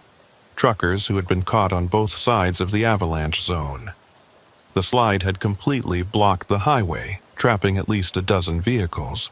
But from what he could gather, his truck was the only one actually hit by the main flow. "Merle, this is Opal Briggs from State Trooper Dispatch." A calm, female voice came through the radio. "Rescue teams are en route, but it's going to take time. The slide is massive, almost a quarter mile of road covered. Can you exit your vehicle safely?" Merle looked around, assessing. The driver's door was buried in snow, pressed tight against the cab. The passenger door opened onto a 200-foot drop. The windshield was covered but not broken. Maybe if he could break it out. That's when he heard it. Another crack from above. The avalanche had destabilized the entire slope. Secondary slides were coming. "Negative on exit," Merle responded. "And we've got more coming down. I can hear it breaking loose." Sure enough, seconds later another rumble filled the air. Not as big as the first slide, but big enough. More snow poured down, piling higher against his already buried truck. The cab groaned and tilted another few degrees toward the cliff. "All units be advised." Opal's voice came back tighter now. "We're reading multiple instabilities on the slope. Rescue teams are being held back until we can assess the danger." Merle laughed bitterly. Held back? Of course. No one was going to risk their lives for one trucker who'd been stupid enough to ignore the warnings. He was on his own. The radio crackled with another transmission. "Taggart, you still there? This is Leland Voss. I'm parked about a half-mile south of the slide zone. Listen, I've got rope, emergency gear. I could try to make it on foot, come at you from below." "Negative," Opal cut in immediately. "Mr. Voss, do not attempt a rescue. The slope is too unstable. With all due respect, dispatch, Merle's going to die if someone doesn't do something. That truck won't hold forever." Merle felt a surge of hope mixed with guilt. He didn't know Leland, had no right to expect him to risk his life. "Leland, don't. It's too dangerous." "Shut up, Merle. I'm not leaving you there. Give me 20 minutes. But they didn't have 20 minutes. Merle could feel his truck shifting, inch by inch, toward the drop. The weight of the snow on the trailer was pulling everything backward. He tried to calculate how long before the center of gravity shifted past the point of no return. 10 minutes? 5? He keyed the radio again. "Anyone northbound past the slide zone? I need someone to anchor my truck from the front. A winch line, anything. This is Jerry Morrison, northbound at marker 46. I'm past the slide, but the road's buried. I'd have to dig through 30 feet of snow to get to you." More voices joined in, truckers offering suggestions, prayers, encouragement. But Merle knew the truth. He was going to die here, balanced on the edge of a cliff in a tin can filled with construction materials. Sarah would get the life insurance at least. The mortgage would be paid. A new sound cut through his morbid thoughts. An engine, close by on his side of the avalanche. But that was impossible. The road was buried. Through his passenger window, Merle saw something that made no sense. A truck was driving along the mountainside, parallel to the road but 50 feet up the slope, somehow finding purchase on the angled, snow-covered terrain. It was a modified Kenworth with massive off-road tires and what looked like tank treads attached to the rear axles. The truck stopped directly upslope from Merle's position. The driver got out, a man in full avalanche gear with a face Merle couldn't see through the helmet and goggles. The figure rappelled down the slope with practiced ease, carrying what looked like industrial-grade tow cables. "Who the hell are you?" Merle called out through his window. The man didn't answer, just went to work. He attached the cables to Merle's front axle with quick, efficient movements, then climbed back up to his impossible truck.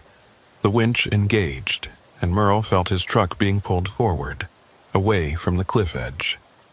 It should have been a relief, but something was wrong. The man hadn't spoken, hadn't even acknowledged Merle beyond the mechanical process of rigging the cables. And that truck, Merle had been driving these roads for over 2 decades and had never seen anything like it. The radio exploded with voices. "What's happening? Merle, is someone there? We're seeing movement on the thermal cameras, but it doesn't make sense." Before Merle could respond, his truck lurched. Not forward, as he'd expected, but sideways. The mysterious Kenworth was dragging him parallel to the road, up the slope. It was impossible. No truck had that kind of power, that kind of traction. "Stop!" Merle shouted. "What are you doing?" But the dragging continued. His freightliner was being pulled up the mountainside like a toy, leaving deep grooves in the snow. Through his mirrors, Merle could see the road falling away below. If the cables snapped now, he wouldn't just go off the cliff. He'd roll all the way down to the valley floor. The radio was going crazy. Opal's voice cut through. "Merle, we're tracking your GPS. You're moving up the mountain. What's happening?" "I don't know. Someone's pulling me up. There's a truck up here, some kind of modified Kenworth. The driver won't talk to me." "That's impossible. Our thermal imaging shows no vehicles in that area except yours." Merle's blood ran cold. He looked up at the truck pulling him. It was there, solid as anything, its engine roaring with effort. But if the thermal cameras couldn't see it... Another crack from above. This time, the entire upper slope began to move. Not just a section, but everything above them, a massive shelf of snow breaking free. The mysterious driver seemed to have anticipated this. The Kenworth accelerated, dragging Merle's truck faster up the slope. They were racing the avalanche now, trying to get above it before it swept them both away. Merle could only hang on, helpless, as his truck was hauled up the impossible incline. The physics didn't work. The angle was too steep. The snow should have given way under their combined weight. But somehow they kept climbing. The avalanche roared past below them, a white tsunami that would have killed Merle instantly if he'd still been on the road. It hit with such force that the ground shook, and for a moment Merle thought they might be swept away, despite their elevation. But the cables held, and the mysterious Kenworth kept climbing. They crested a ridge, and suddenly Merle could see the other side of the mountain. There was a flat area here, a natural shelf hidden from below, and on that shelf sat 3 more trucks, all modified like the Kenworth, all with those impossible tread and tire combinations. The Kenworth dragged Merle's truck onto the shelf and stopped. The driver got out again, walked back to Merle's cab, and for the first time removed his helmet. The face underneath was scarred, weathered, with eyes that had seen too much. But it was a face Merle recognized from old photos at truck stops, from memorial walls, from missing persons posts. It was Dave Henning, a trucker who had supposedly died in an avalanche on this very pass 5 years ago. "Hello, Merle," Dave said, his voice rough from disuse. "Welcome to the graveyard." Merle's mouth worked soundlessly. This couldn't be real. Dave Henning was dead. They'd found pieces of his truck scattered across the valley. His family had held a funeral. You're dead," Merle finally managed. Dave smiled, but there was no humor in it. "The mountain took me, yes, but it didn't kill me, just like it didn't kill them." He gestured to the other trucks, and Merle saw figures emerging from them. More drivers, all men and women who had supposedly died in avalanches over the years. "We don't leave our own behind," Dave continued. "When the mountain takes someone, we try to save them. Sometimes we're too late. Sometimes the cold gets them or the impact. But sometimes, like with you, we get there in time." "This is insane. Why don't you go back? Why doesn't anyone know you're alive?" Dave's expression darkened. "Look at your radio, Merle. Look at your phone. Any signal?" Merle checked. Everything was dead. Not just no signal, completely dead, like the electronics had been fried. "The mountain doesn't let us leave," Dave explained. "Oh, we can move around up here, travel the high paths that normal trucks can't reach. But the moment we try to descend to the roads, to civilization, the mountain takes us back. Always in an avalanche, always violently. That's not possible. Mountains aren't alive. They don't make decisions. This one does.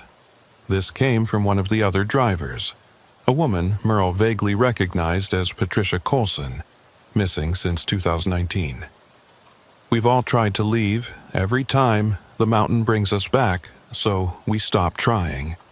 Now we just watch for others like us, others who get caught. We save who we can. Merle's rational mind rebelled against everything he was hearing, but the evidence was right in front of him.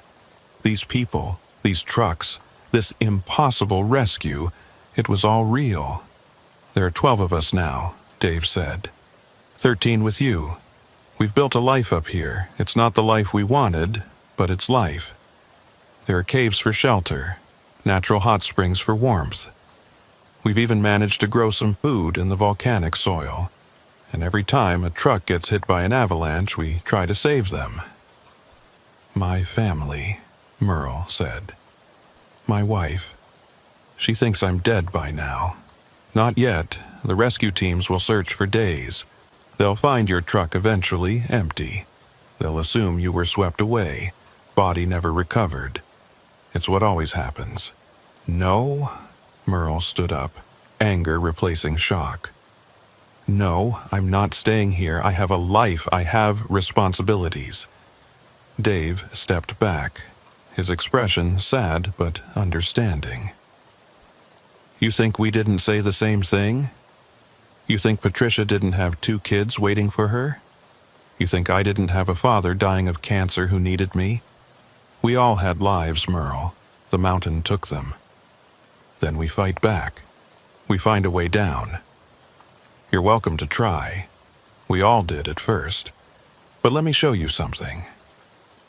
Dave led Merle to the edge of the shelf, where they could look down at the highway. The avalanche had subsided, and rescue vehicles were arriving, their lights flashing in the growing dusk. Merle could see tiny figures setting up equipment, beginning the search. Watch, Dave said. He picked up a rock and threw it down toward the road. The moment it passed a certain point, maybe 30 feet below the shelf, the snow around it erupted. Not an avalanche, but something targeted, specific. The rock was swallowed instantly. It's like a barrier, Dave explained. We can go up, we can go sideways, but we can't go down past that line. The mountain won't allow it. Merle grabbed his CB radio, tried to transmit. Nothing. His satellite phone, his cell phone, all dead. Even his emergency beacon, which should have worked regardless of conditions, was silent. The mountain generates some kind of field, Patricia said, joining them. Electromagnetic, maybe, or something we don't have a word for. It kills all signals, all electronics, unless they're modified like our trucks. Took us months to figure out how to shield them. This is kidnapping. This is imprisonment. This is survival, Dave corrected. The mountain made a choice, Merle. It chose you. Fighting it will only get you killed.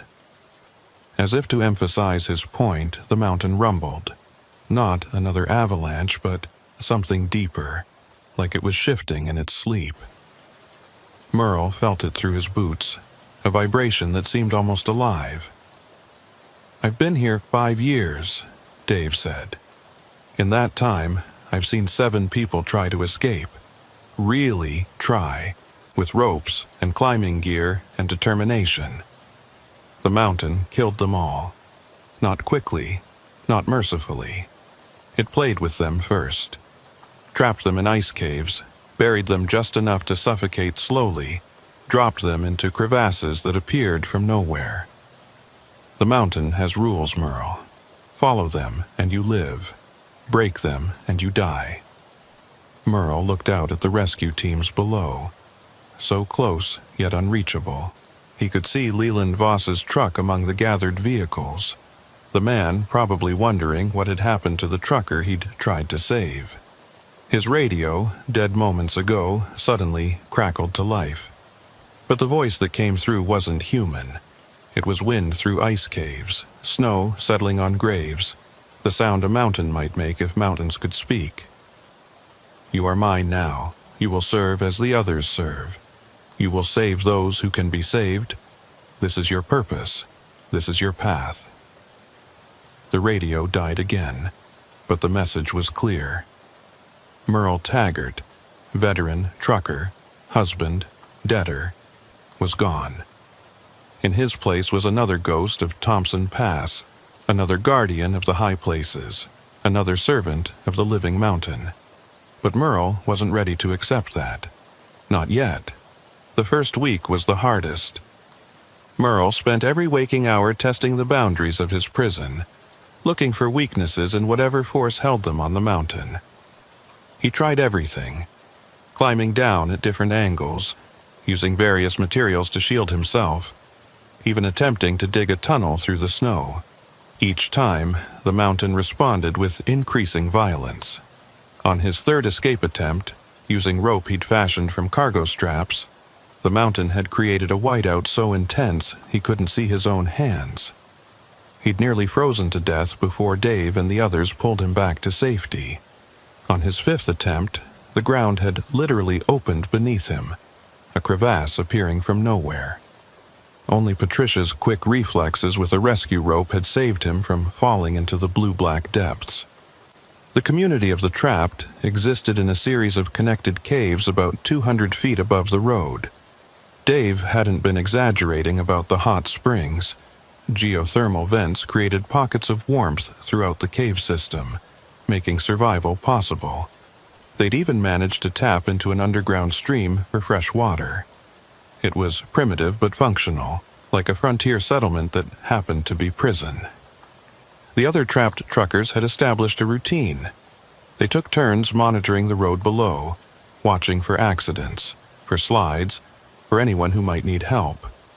They maintained their modified trucks, keeping them ready for rescue operations.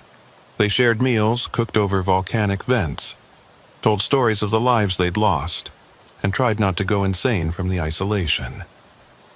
Merle learned their names, their histories.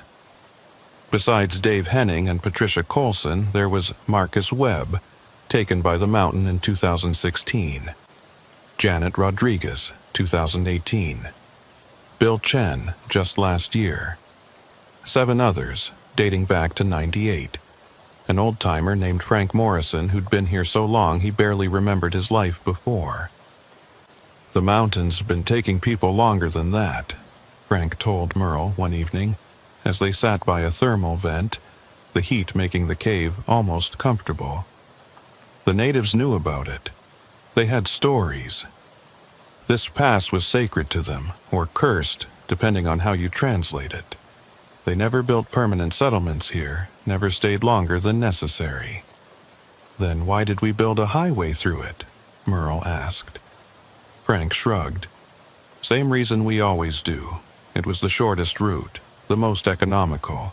We thought we could conquer nature with asphalt and engineering. The mountain had other ideas."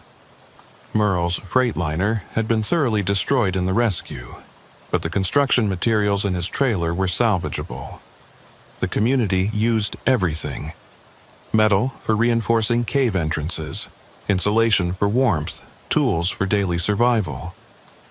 Nothing was wasted. They couldn't afford to waste anything. The modified trucks were marvels of desperate engineering. Over the years, the trapped truckers had cannibalized parts from destroyed vehicles, creating hybrid machines that could traverse the impossible terrain of the mountain's upper reaches. The treads were fashioned from mining equipment that had been abandoned in the pass decades ago. The engines were modified to run on a mixture of diesel and rendered animal fat from the mountain goats they occasionally hunted. "We're not the only things living up here," Patricia explained as she showed Merle around their makeshift garage. "There's wildlife that's adapted to the mountain's strangeness. Goats that can walk on vertical ice, ravens that fly in perfect silence, and other things. Things we don't talk about." "What kind of things?" Patricia's expression darkened. "You'll see eventually. The mountain has moods. Sometimes it sends them to test us, or punish us, or maybe just to remind us who's in charge." Merle didn't have to wait long to understand what she meant. 3 weeks into his captivity during a particularly violent storm, something visited their caves. He woke to the sound of screaming. Not human screaming, but something that might have been human once. The trapped truckers gathered at the cave entrance, weapons in hand. Makeshift spears, flare guns, anything that might provide defense. Outside, illuminated by lightning, Merle saw his first mountain spirit. It had been a person once, that much was clear from the basic shape. But the mountain had changed it, stretched it, made it into something that could survive in the thin air and brutal cold of the high places. Its limbs were too long, its fingers ended in ice claws, and its face was the worst part. Still human enough to recognize the suffering in its expression. "That's Tom Yates," Dave said quietly. He tried to escape 2 years ago. Really tried. Dug a tunnel for 3 months without telling anyone. Made it almost all the way to the road before the mountain caught him. This is what it sent back. The thing that had been Tom Yates circled their cave entrance, never quite crossing the threshold. It made sounds that might have been words, might have been pleas, might have been warnings. After an hour, it shambled back into the storm, leaving only claw marks in the ice as proof it had been there. "The mountain keeps them," Frank said. "Everyone who really defies it, everyone who won't accept the rules. It changes them and sends them back as reminders. There are dozens of them up in the higher peaks. We leave food out sometimes, try to keep them away from the caves." Merle felt his resolve weakening. The thought of becoming one of those things, neither human nor animal, neither alive nor dead, was worse than simply accepting his fate. But he couldn't give up. Not yet. Sarah deserved to know what had happened to him. She deserved closure, not just another missing trucker story. He started keeping a journal, writing down everything that had happened, everything he'd learned about the mountain and its prisoners. If he couldn't escape, maybe someday someone would find his words and understand. The journal became his lifeline, his connection to sanity. The rescue operations were the strangest part of their existence. When the mountain took someone new, they all felt it. A vibration in the rock, a change in the air pressure, a knowing that transcended physical senses. They would rush to their modified trucks, navigate the impossible terrain, and try to save whoever had been caught. Sometimes they succeeded. More often, they were too late. The mountain was selective about who it kept and who it let die. There seemed to be no pattern to its choices. Young, old, experienced, novice, the mountain's decisions were inscrutable. A month into Merle's captivity, they detected another avalanche. A big one, multiple vehicles caught. The trapped truckers mobilized quickly, their response coordinated by years of practice. Merle rode with Dave, still learning how to operate in their strange new reality. They found 3 trucks buried. 2 were already gone, the occupants crushed instantly by the massive force of the slide. But the third, a small moving van, still had life signs. Dave's modified equipment could detect heartbeats through tons of snow. Another innovation born of necessity. They dug frantically, racing against time and cold. The driver was a young woman, maybe 25, unconscious but alive. As they pulled her free, Merle felt the mountain's attention like a physical weight. It was deciding. "Not this one," Dave said to the air, to the mountain, to whatever intelligence governed this place. "She's too young. She has no experience. She wouldn't survive here. Let her go." The mountain considered. Merle could feel it thinking, if something made of rock and snow could think. Then, miraculously, the pressure eased. They were able to carry the woman down to the road, to leave her where the rescue teams would find her. She would wake up in a hospital, believing she'd been saved by ordinary rescuers, never knowing how close she'd come to joining the ranks of the vanished. "Why?" Merle asked as they climbed back to their shelf. "Why did it let her go?" "Sometimes it does," Dave said. "If we advocate strongly enough, if the person truly wouldn't survive here. The mountain isn't cruel exactly. It just has needs. We fulfill those needs, watching the pass, saving who we can, maintaining the balance. In exchange, it lets us live and occasionally shows mercy. That's insane. You're talking about it like it's sentient, isn't it? After everything you've seen, can you really believe this is just unusual geology?" Merle couldn't answer that. The evidence of his senses said the mountain was alive, aware, making conscious decisions. But accepting that meant accepting that the world was far stranger than he'd ever imagined. Spring came slowly to the pass, though at their elevation it made little difference.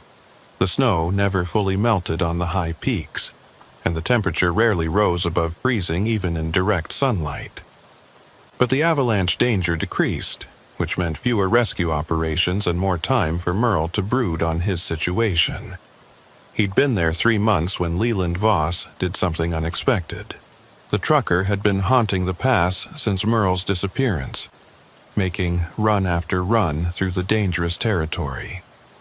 The trapped truckers had noticed him, discussed him. He was looking for something, looking for Merle. One day, Leland stopped at mile marker 44, the exact spot where Merle had vanished.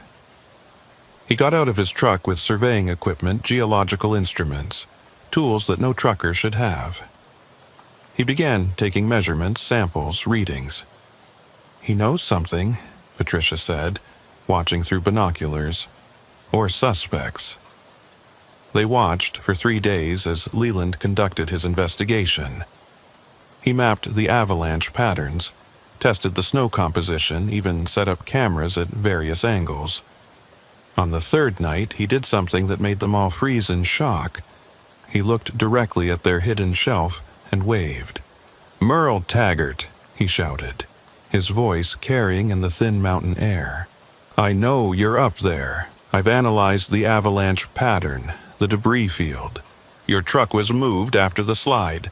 The angle's all wrong for natural displacement." The trapped truckers looked at each other in amazement. No one had ever figured it out before. Families had searched, investigators had come and gone, but nobody had ever realized the truth. "I've been researching the history of this pass," Leland continued.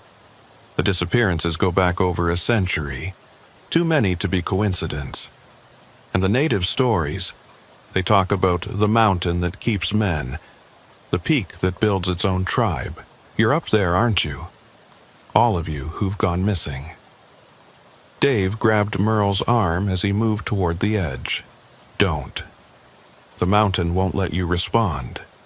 And if he gets too close to the truth..." As if in response to Dave's words, the mountain rumbled. Small slides began on the peaks above Leland's position, warning shots. But Leland didn't retreat. "I'm not leaving," he shouted. "Merle saved my life once. 3 years ago, jackknifed in a blizzard. He stopped, spent 4 hours in -40 weather, helping me get my rig running again. I owe him." Merle remembered that night. He'd almost frozen his fingers off fixing Leland's fuel line. Sarah had been furious that he'd risked himself for a stranger. But that was the trucker's code. You helped your own. "I've brought supplies," Leland continued. "Food, medicine, equipment. I'm going to leave them at the base of the avalanche field. I'll come back every month with more. If you can't come down, at least let me help you survive." The mountain's rumbling grew louder. Larger slides started forming. Leland had minutes, maybe less, before the mountain decided to silence him permanently. "Go!" Merle shouted, not caring about the consequences. "Get out of here, Leland, now!" His voice seemed to break something. The mountain's attention snapped to him like a searchlight. He felt its anger, its sense of betrayal. He'd broken the cardinal rule, no contact with the world below. Leland heard him, though. The man looked up, triumph and sorrow mixing on his face. Then he ran for his truck as the mountain unleashed its fury. The avalanche that followed was massive, but Leland had already started driving. He made it out by seconds, his truck disappearing around a bend just as the snow consumed the road. The punishment came immediately. The mountain expelled Merle from the caves, literally pushing him out with a wind that couldn't exist. He tumbled into the snow, the cold hitting him like a physical blow. The other truckers tried to help him, but they were pushed back too. This was between Merle and the mountain. He was dragged upward, not by any visible force, but by the mountain's will. Up past the shelf, past the caves into the realm of the Changed Ones.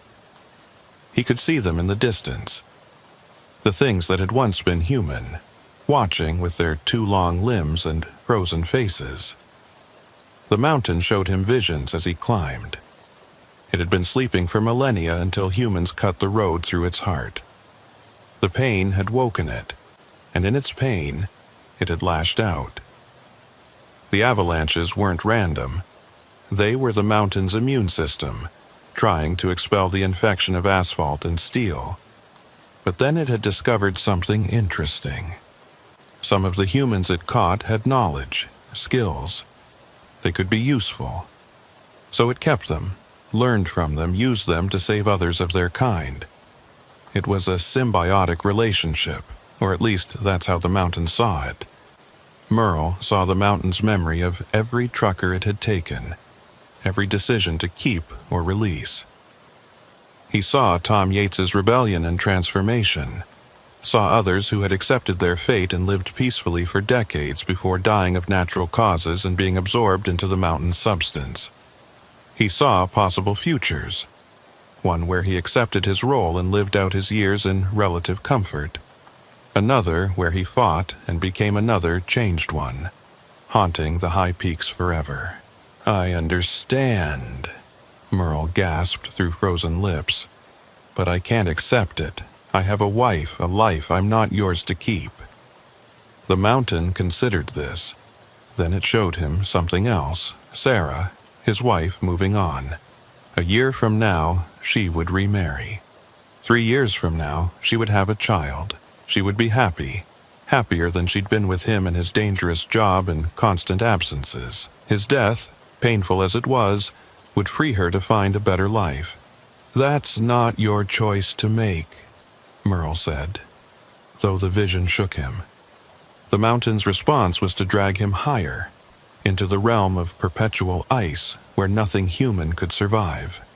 He felt his body beginning to change, to adapt to the impossible cold and thin air. His fingers were elongating, his skin taking on the blue-white hue of deep ice. This was how it happened, the transformation from human to changed one. But then he heard engines, multiple engines, roaring up from below. The other trapped truckers had mobilized, all of them, racing up the mountainside in their impossible vehicles. They were coming for him. "Let him go," Dave's voice echoed off the peaks. "He's one of ours. You gave him to us. You can't take him back." The mountain paused. There were rules, apparently, even for it. The trapped truckers were its servants, but they were also a community, a tribe. And tribes protected their own. What followed was a negotiation conducted without words. The truckers formed a circle with their vehicles, engines running, creating a bubble of heat and diesel fumes and human stubbornness.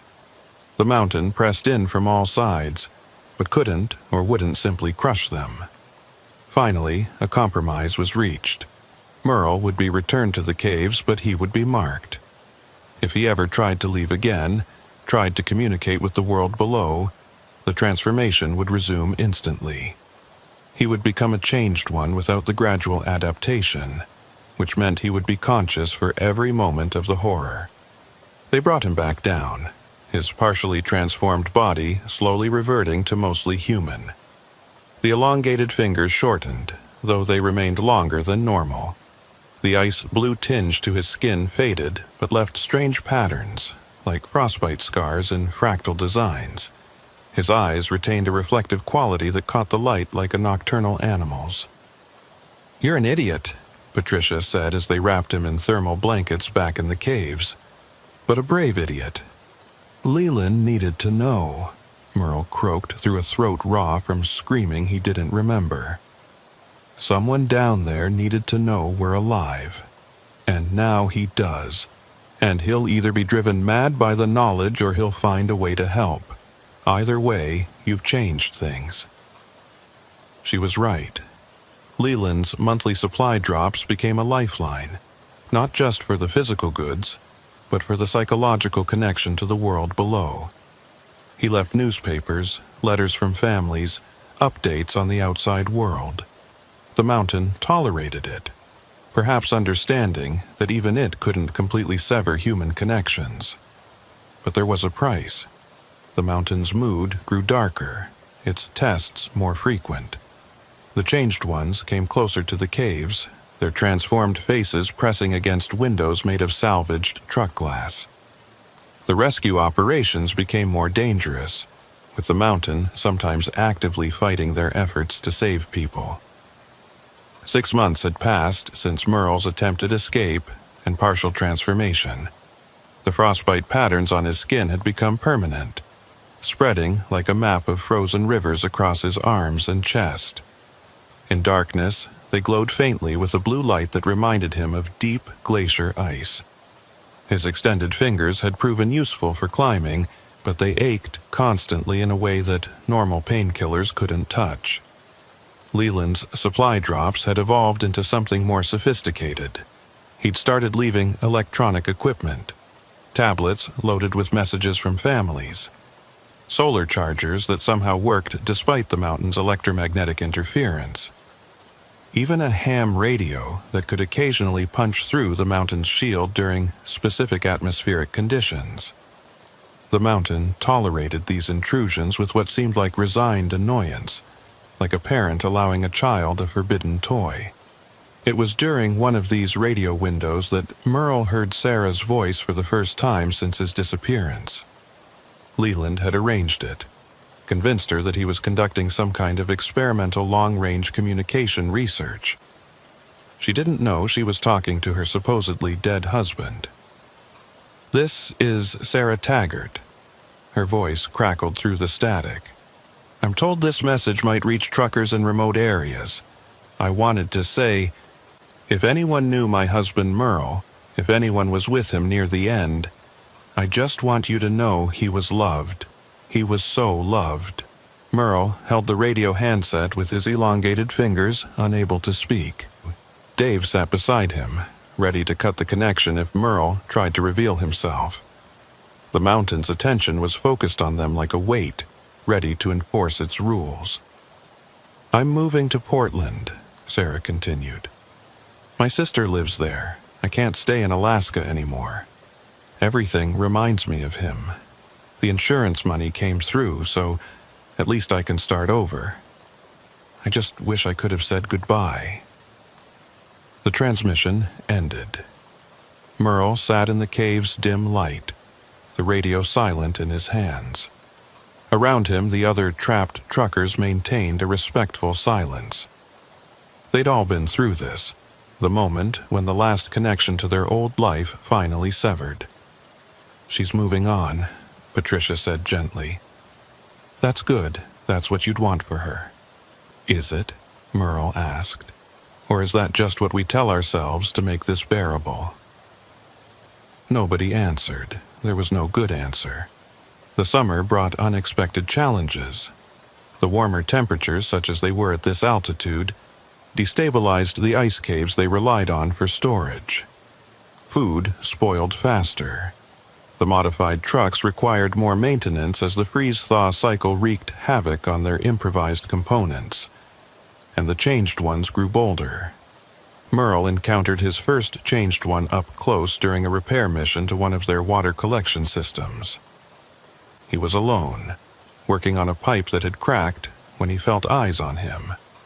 The creature that had once been a woman named Linda Frost stood 20 feet away, watching him with eyes that reflected the noon sun like mirrors.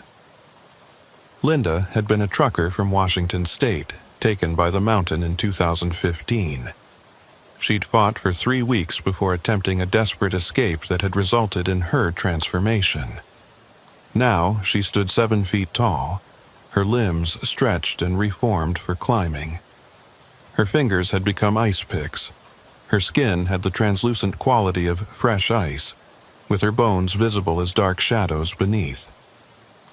"Hello, Merle," she said, her voice like wind through ice caves. The fact that she could still speak, still remember, made it worse somehow. "Linda, the others told me about you. Did they tell you it doesn't hurt?" She tilted her head at an angle that would have snapped a normal person's neck. "The transformation. After the first few days, the pain goes away. You become something new, something that belongs here. Is that supposed to comfort me? It's supposed to prepare you. We all transform eventually. Those who fight, like I did. Those who accept it and die of old age. The mountain absorbs them just the same. Even Dave, our noble leader, will eventually become part of the mountain. It's not a curse. It's an evolution."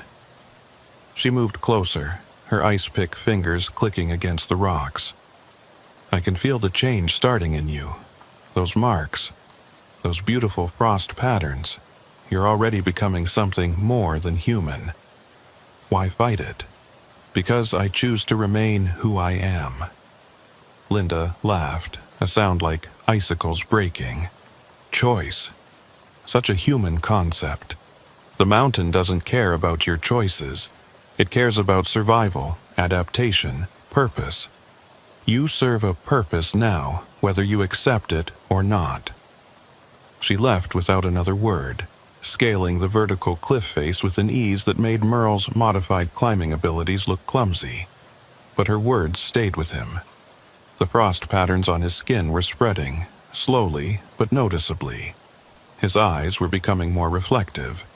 His tolerance for cold was increasing beyond what thick clothing could explain. The radio crackled to life unexpectedly that evening. It was Opal Briggs, the state trooper dispatcher who had coordinated the original rescue attempt. But she wasn't speaking in her official capacity. "This is a message for anyone listening on this frequency," she said. "I know you're out there. The missing truckers. Leland Voss has been telling people, showing his evidence. Most think he's crazy, but I've been looking at the patterns. 27 truckers missing on Thompson Pass over 30 years. Bodies never found. That's not coincidence." Dave grabbed the radio from Merle. "Don't respond. It could be a trap." But Opal continued. "I'm not trying to expose you or rescue you. Leland explained that you can't leave. I just wanted you to know that some of us down here know the truth. We're working on keeping people away from the pass during dangerous conditions, reducing traffic. If you're trapped up there, at least we can try to prevent more people from joining you." It was a kindness they hadn't expected from the outside world. The mountain seemed to consider this development, its attention shifting like a massive creature turning in its sleep. Then, surprisingly, it allowed a response. Dave keyed the radio. "This is a friend. Thank you, Opal. Keep people safe. That's all we want." The connection held for a moment longer, then cut out as the mountain reasserted its control. But something had changed. The outside world, or at least a small part of it, acknowledged their existence. They weren't just missing persons anymore. They were known, even if that knowledge couldn't free them. A week later, everything went wrong. It started with an earthquake, magnitude 6.2, epicenter directly beneath Thompson Pass. The mountain convulsed, avalanches cascading down every slope simultaneously. The caves shook, sections collapsing. The trapped truckers scrambled for safety. their carefully constructed world crumbling around them. But the earthquake was just the beginning. As the mountain shook, something deep within it woke up. Something older than the intelligence they'd been dealing with. Something that had been sleeping beneath layers of rock and ice for geological ages. Merle felt it first, the frost patterns on his skin suddenly burning with cold fire. All around him, the other truckers cried out as similar sensations hit them. The partial transformations they'd all undergone, the little bits of mountain that had seeped into their bodies, all activated at once. "The core," Frank gasped, falling to his knees. "It's the mountain's core. It's awakening." Through the cave entrance, they could see impossible things happening. The mountain was reshaping itself, peaks shifting, valleys forming and disappearing. The road below cracked and buckled, decades of human engineering erased in seconds. And rising from the mountain's heart, visible through tears and reality itself, was something that hurt to perceive. It wasn't solid or liquid or gas. It existed in more dimensions than human eyes could process, causing violent headaches just to look at it. But at its center was something recognizable, a consciousness older than multicellular life, older than the continents themselves. The mountain wasn't possessed by something alien. The mountain was the alien, a being from Earth's primordial past that had been sleeping since the planet cooled. The changed ones came flooding down from the high peaks, but they weren't attacking. They were fleeing. Whatever was rising from the mountain's core was as terrifying to them as it was to the still mostly human truckers. "Everyone to the trucks," Dave shouted, but his voice was distorting, becoming something between human speech and avalanche rumble. The transformation was accelerating in all of them. They ran for their modified vehicles, but the trucks were changing too. The mountain's awakening was affecting everything its influence had touched.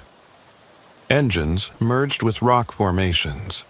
Tires became living things that gripped the ground with organic tendrils. The vehicles were evolving into something between machine and mountain creature. Merle climbed into what had been his assigned truck, feeling the seat conform to his changing body. His elongated fingers merged with the steering wheel, becoming part of the vehicle's control system. Through the windshield, which was transforming into something like an eye, he could see the world in spectrums that didn't have names. The entity at the mountain's core was fully awake now, and it was angry. Angry at being disturbed. Angry at the parasites, humans, that had infected its body, the mountain. Angry at the hybrid things, the trapped truckers, that were neither one thing nor another. It spoke without words, communicating directly with the parts of their bodies that were mountain stuff. The message was simple: choose. Become fully mountain, part of its body, servants of its will. Or be expelled, purged from its system like an infection, which, at this point, would mean death. "There has to be another way," Dave said, but his voice was barely human anymore. His body was stretching, adapting to the mountain's demands.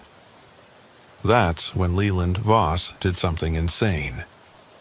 He drove his truck directly into the chaos, somehow navigating the destroyed road, avoiding the avalanches and reality tears through what could only be described as miraculous driving. But it wasn't his normal Peterbilt. He'd modified it with equipment that looked military, scientific, and possibly alien. "I've been preparing for this." His voice boomed through loudspeakers that cut through the electromagnetic interference. The government knew. They've always known. The mountain is a guardian, one of 12 around the planet. They keep things sleeping that should never wake. He deployed devices from his truck, stakes that drove themselves into the ground and projected energy fields. The entity's attention turned to him, and Merle could feel its surprise. These devices were familiar to it, technology from the same era it came from, preserved and reverse-engineered by humans who'd found other sleeping guardians. "You don't have to choose," Leland shouted to the trapped truckers. "There's a third option. The Guardians can create symbiotes, beings that are both human and guardian, bridges between the species. It's been done before." The entity considered this. Through his connection to it, Merle could feel its ancient memory searching, finding references to similar situations on other worlds, in other eons. The symbiote solution was dangerous, unstable, but possible. What followed was a negotiation conducted in languages that predated human speech. Leland somehow was fluent in these impossible tongues. He argued, persuaded, threatened, and finally bargained. The devices he'd planted weren't just communication tools, they were weapons. Bombs that could wound a guardian, maybe even kill one if it was weak enough from its awakening. The deal that was struck was complex, but its essence was simple. The trapped truckers would become true symbiotes, half human and half guardian. They would be able to leave the mountain for limited periods, walk among humans, but they would always return. They would be the mountain's agents in the human world, protecting it from development, from exploitation, ensuring its sleep remained undisturbed. In exchange, the Guardian would sleep again, not stirring for another 1,000 years. The road would be rebuilt, but with restrictions. Traffic would be limited. The most dangerous areas would be permanently closed, and the symbiotes would manage it all, appearing as normal humans most of the time, transforming only when necessary. The transformation from trapped to symbiote was agonizing. Merle felt every cell in his body being rewritten, his DNA merging with something that wasn't quite matter as humans understood it. His consciousness expanded, touching the Guardian's vast mind, seeing the Earth from a perspective of billions of years. He saw the Guardians' arrival in Earth's youth, their role in shepherding the planet through cosmic dangers humanity couldn't imagine. He saw civilizations rise and fall, some human-like, others utterly alien. He saw the reason for the Guardians' sleep. They were waiting, watching, ready to wake if certain conditions were met. Conditions that humanity was dangerously close to triggering. When the transformation was complete, Merle found himself standing on the broken road, looking human again. Mostly human. The frost patterns were gone, replaced by skin that could shift between normal and armored at will. His fingers were regular length but could extend when needed. His eyes appeared brown but could see in spectrums that would have burned out normal human neurons.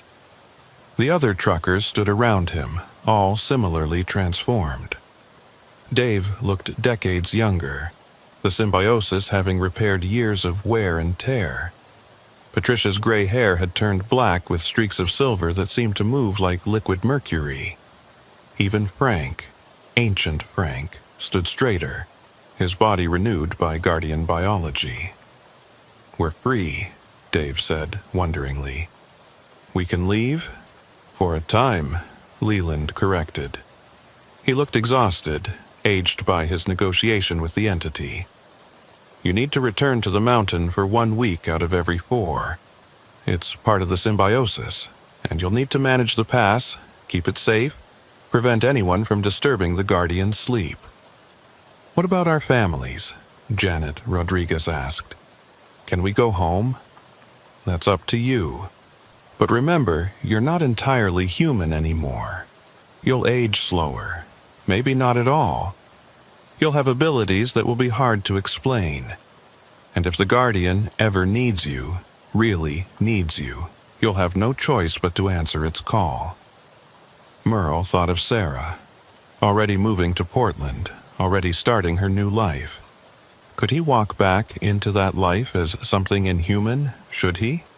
The Guardian settled back into sleep, the mountain resuming its normal shape though with some differences. New caves had formed, comfortable ones with natural heating and water, designed for symbiote habitation. The road was reformed but narrower, with permanent barriers at the most dangerous sections.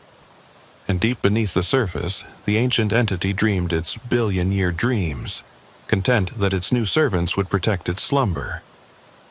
Opal Briggs was the first official to arrive once the chaos settled. She looked at the gathered truckers, people who'd been missing for years standing around like they'd just stopped for coffee. "So the stories were true," she said. "Some of them," Dave replied. "We need to talk about how this is going to work. The cover story. The official explanation. Mass hallucination caused by gas leaks from the earthquake," Opal said immediately. "You were all trapped in various locations, but rescued.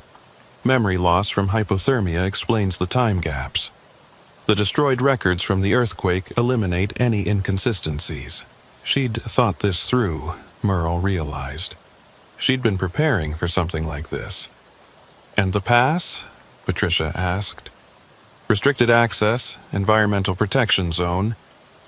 Native American groups have already been pushing for it. This gives us the excuse." Opal smiled grimly. "The paperwork's already in motion. Leland's been busy." They worked through the night, creating identities, explanations, cover stories. The symbiotes would become an informal organization of road safety monitors, funded through channels that wouldn't be examined too closely. They would live near the pass, maintaining the fiction of normal lives while serving their true purpose. As dawn broke over Thompson Pass, Merle stood at the edge of the road, looking down at the valley where normal life continued unaware. He could feel the Guardian's presence, vast and sleeping, a constant whisper in the back of his mind. His new nature pulled him in two directions, toward the humanity he'd fought to preserve, and toward the alien consciousness he was now part of.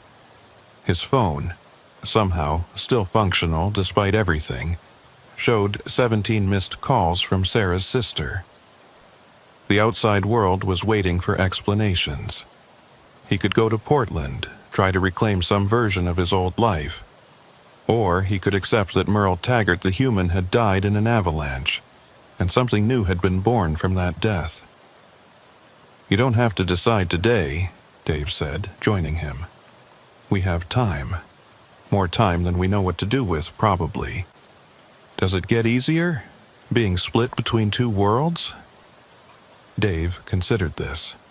"No, but it gets familiar, and familiar can feel like easy if you let it."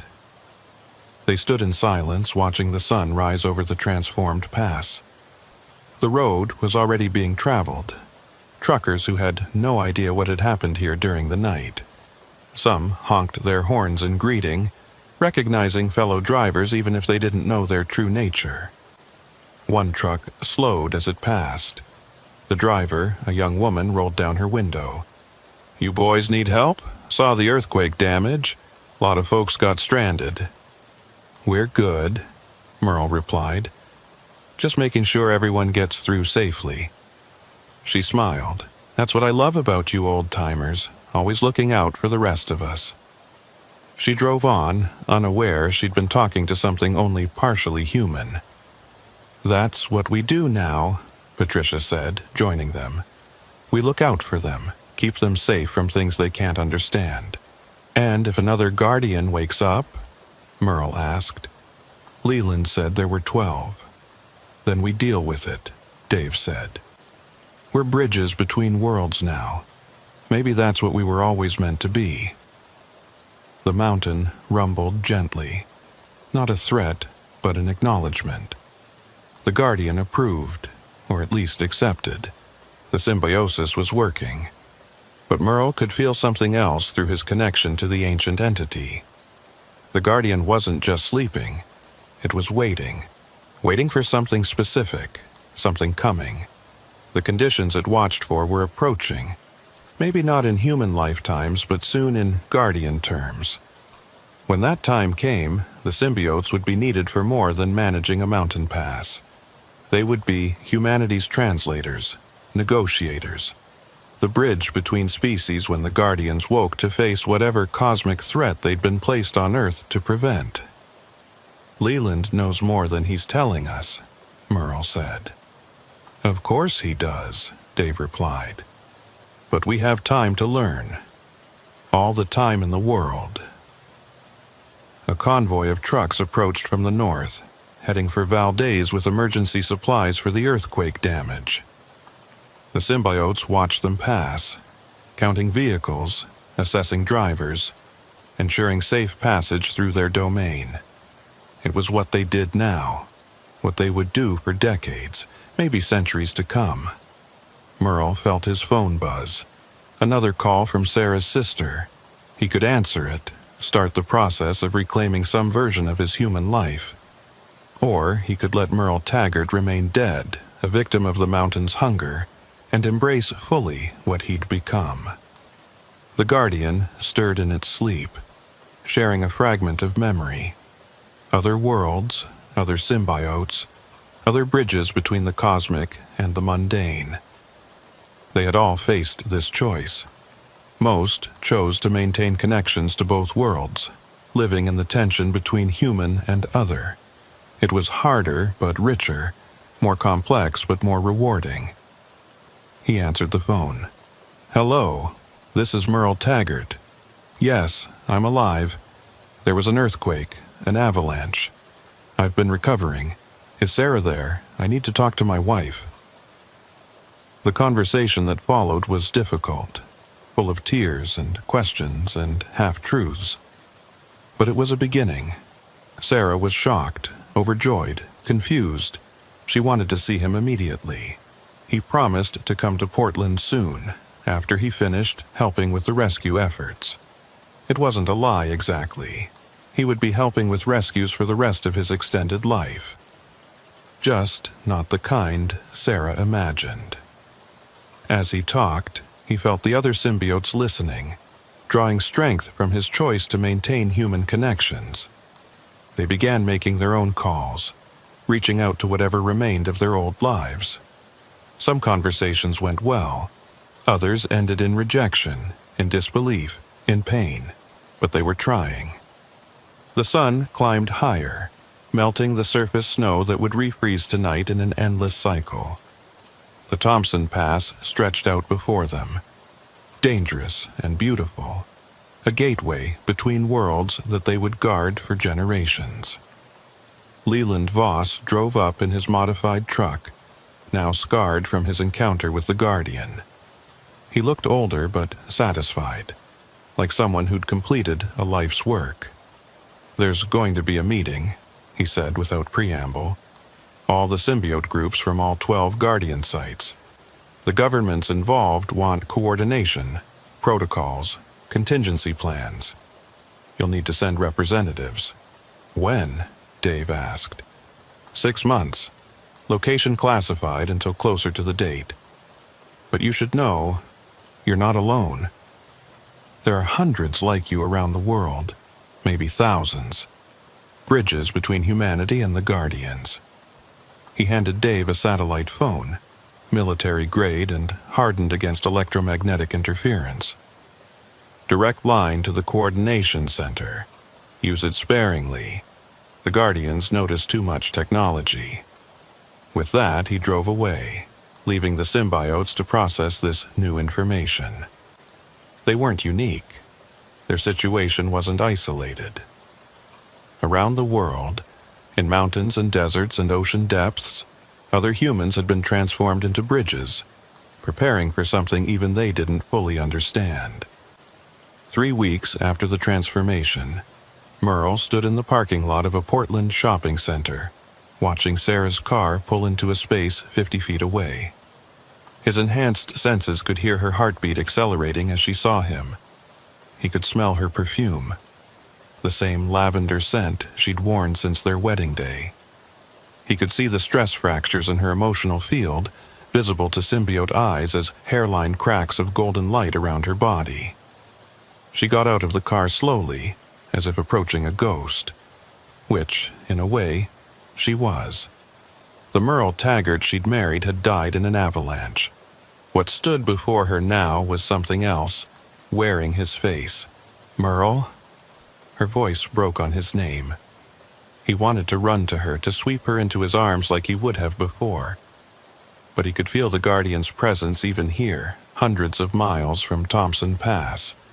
It whispered warnings. Too much contact with normal humans could be dangerous. The symbiote biology was still unstable, still adapting. Strong emotions could trigger partial transformations. "Hi, Sarah," he said, keeping his voice steady. She took 3 quick steps, then stopped, her instincts detecting something wrong. Humans couldn't consciously perceive the difference, but their primitive brains recognized a predator, an other, something that shouldn't exist. "You look different," she said carefully. "Your eyes." "The avalanche," he lied smoothly, the words coming from some Guardian-gifted ability to deceive when necessary. "Hypothermia does strange things. Some of the damage is permanent." She accepted this, needed to accept it, and finally closed the distance between them. The moment her hand touched his, he felt the incompatibility. Her warmth was purely human, simple and beautiful. His was something else, warmth generated by processes that violated several laws of thermodynamics. 8 months, she whispered against his chest as she embraced him. 8 months.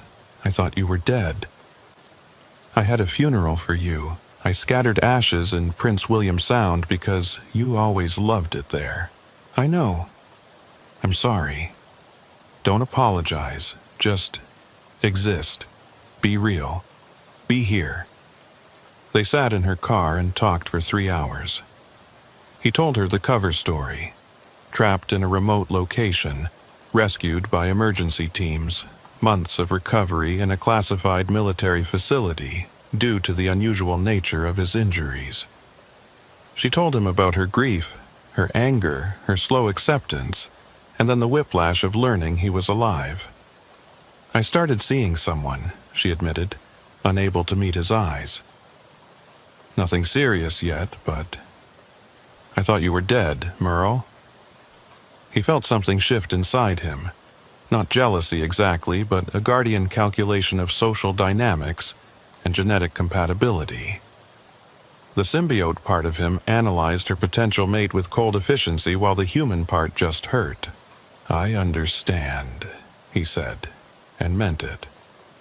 Both parts of him, human and other, understood that linear human relationships were no longer possible for him. Can we try? She asked. Can we try to be us again? We can try, he said, knowing it would fail, knowing she deserved better than a husband who was partially an alien entity older than complex life on Earth. They tried for 2 months. He took an apartment in Portland, got a job at a shipping company that didn't look too closely at employment gaps. Sarah introduced him to her new friends, her grief support group who didn't know how to react to his resurrection. They went through the motions of normality, but the pretense couldn't hold. The first time they tried to be intimate, his body temperature spiked to levels that left burn marks on her skin. When he had nightmares, ice formed on the windows and walls. When strong emotions hit, his eyes would shift to the impossible spectrums that symbiotes could see, and Sarah would freeze like a mouse before a snake. The breaking point came when the Guardian called him back for his mandatory week at Thompson Pass. He tried to explain it as a work obligation, a requirement of his new job. But Sarah wasn't stupid. You're not human anymore, are you? She asked one night, her voice calm with the kind of calm that precedes shattering. I'm still me, he said, which wasn't really an answer. But not only you, he couldn't deny it. The Guardian whispered that she was taking this better than 78% of human partners in similar situations across all symbiote sites. The statistic didn't help. I love you, Sarah said. I will always love the man you were, but I can't love what you've become because I don't understand it, and I'm terrified that if I try to understand it, I'll go insane. They divorced quietly, citing irreconcilable differences. Sarah kept the insurance money, Merle insisted. She moved forward with her new relationship. a normal man named Tom who worked in insurance and would never transform into anything inhuman. Merle returned to Thompson Pass permanently. The symbiote community had evolved rapidly in those months. They'd established a compound near the pass, officially designated as a Transportation Safety Research Facility. The buildings were normal enough on the outside, but inside they were designed for beings who might spontaneously shift between human and guardian forms. Dave had fully embraced his role as leader, coordinating with the other symbiote sites worldwide. Patricia had become their technical expert, somehow understanding the impossible physics of guardian technology. Frank, Ancient Frank, had transformed into something like a living library, his consciousness interfacing directly with the Guardian's billion-year memory. And they weren't alone. New faces had joined them. Not truckers, but scientists, government agents, people who'd been recruited rather than accidentally transformed. The program was expanding, preparing for something. Leland Voss visited regularly, bringing updates from the outside world. The other Guardian sites were reporting increased activity. The one beneath Yellowstone had stirred 3 times in the past month. The one in the Mariana Trench had begun emanating signals in frequencies that hurt human ears but conveyed complex information to symbiotes. "They're waking up," Leland explained during one briefing. "Not fully, not like Thompson Pass did. But they're becoming aware. Something's coming." "What?" Merle asked. "The briefings call it a cosmic incursion event. Earth passes through regions of space sometimes, regions where the laws of physics work differently. The last time was 65 million years ago." Everyone in the room understood the implication. The dinosaurs. "The Guardians prevented total extinction," Leland continued. "But they couldn't save everything. This time, with human civilization in the mix, the stakes are higher. The symbiotes are part of the defense system." Training began immediately. Not physical training. Their symbiote bodies were already capable of impossible feats. This was consciousness training, learning to merge more fully with the Guardian when needed, to access its vast knowledge and power without losing their human selves completely. Merle excelled at it. Perhaps because he'd already lost so much of his human life, he had less resistance to the merger. He could sink into the Guardian's consciousness for hours, experiencing reality from a perspective of geological time, seeing patterns in cosmic radiation that predicted future events. During one deep merger, the Guardian showed him something that changed everything. The cosmic incursion wasn't random.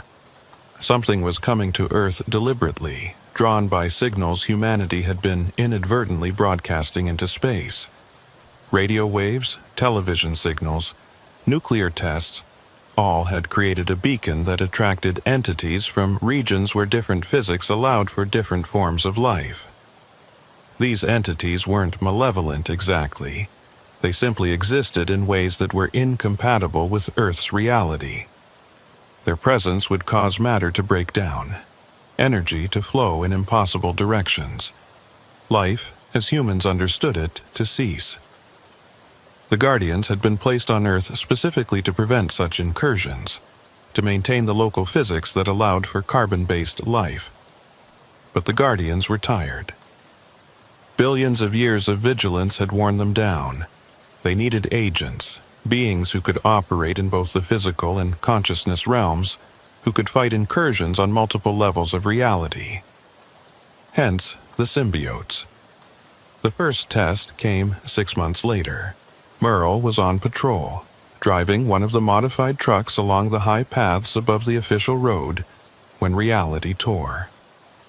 It started as a shimmer in the air, like heat distortion but in winter.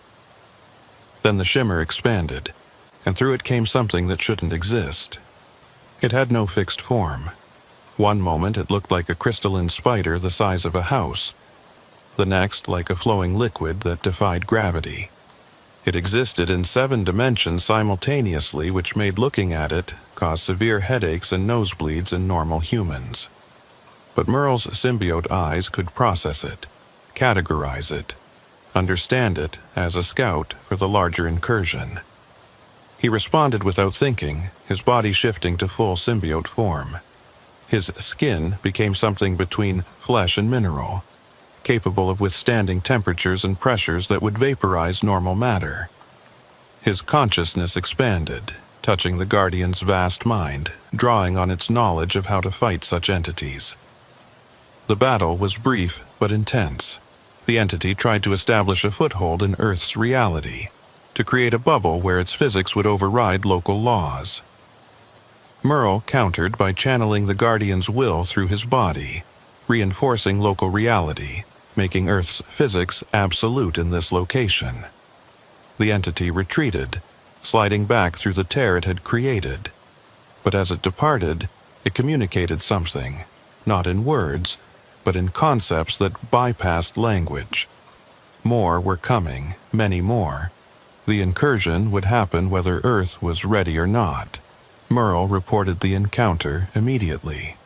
Within hours, symbiotes from around the world were communicating, sharing similar experiences.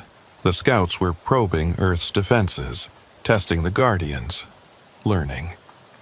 An emergency meeting was called at a location that turned out to be beneath Mount Denali, where another Guardian slept. Representatives from all 12 sites gathered in a chamber that existed partially outside normal space-time, allowing beings from different parts of the planet to meet instantly. Merle had never seen so many symbiotes in one place. They came in various forms, some mostly human in appearance, others showing more dramatic transformations. The symbiotes from the ocean sites had developed gills and scales. Those from desert sites had skin that could photosynthesize. Each had adapted to their guardian's specific nature. The meeting was chaired by someone Merle hadn't expected, a woman in her 70s who introduced herself as Dr. Elizabeth Cray, the first human to successfully achieve symbiosis back in 1962.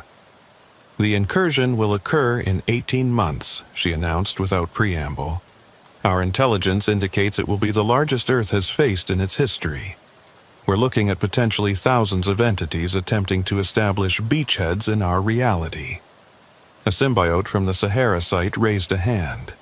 "Can the Guardians stop them all?" "Not alone. Not anymore.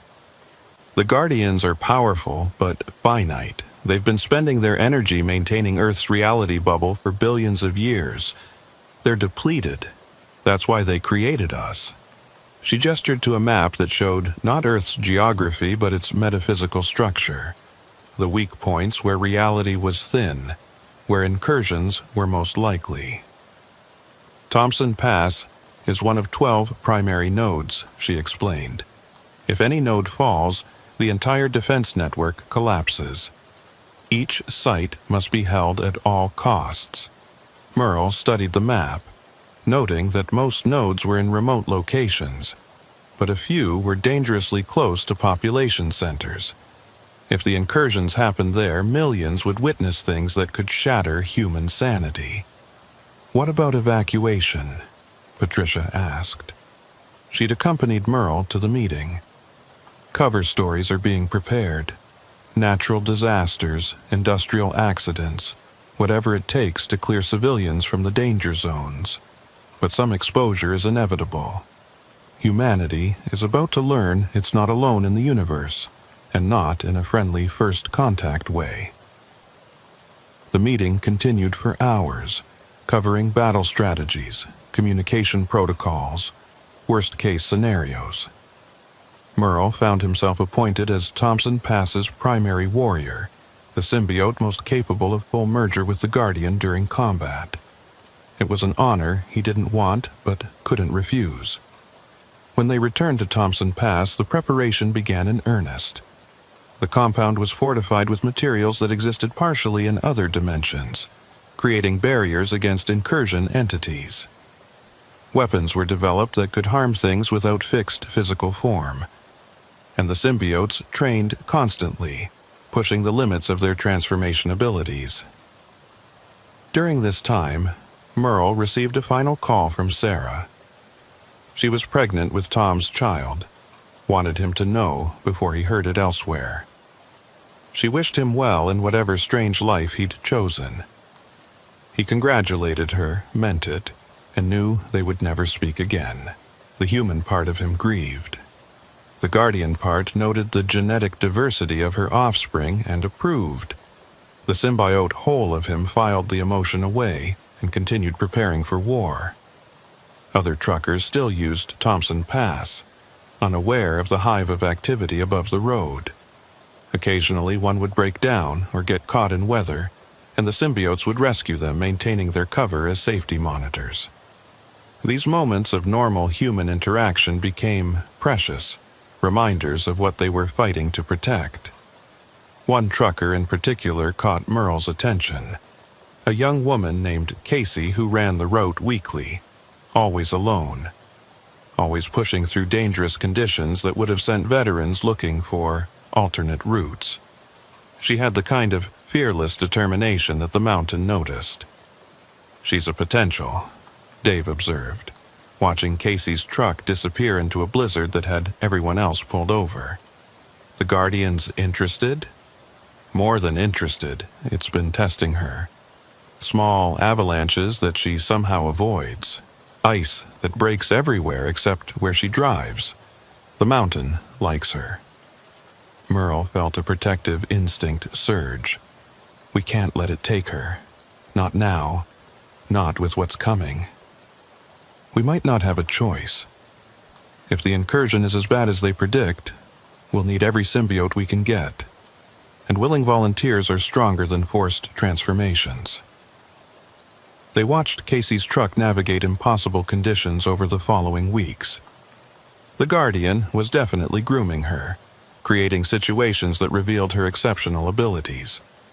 She had an intuitive understanding of the mountain's moods, knowing when to push forward and when to wait. Finally, the Guardian made its move. A massive avalanche, perfectly timed to trap Casey's truck but not destroy it.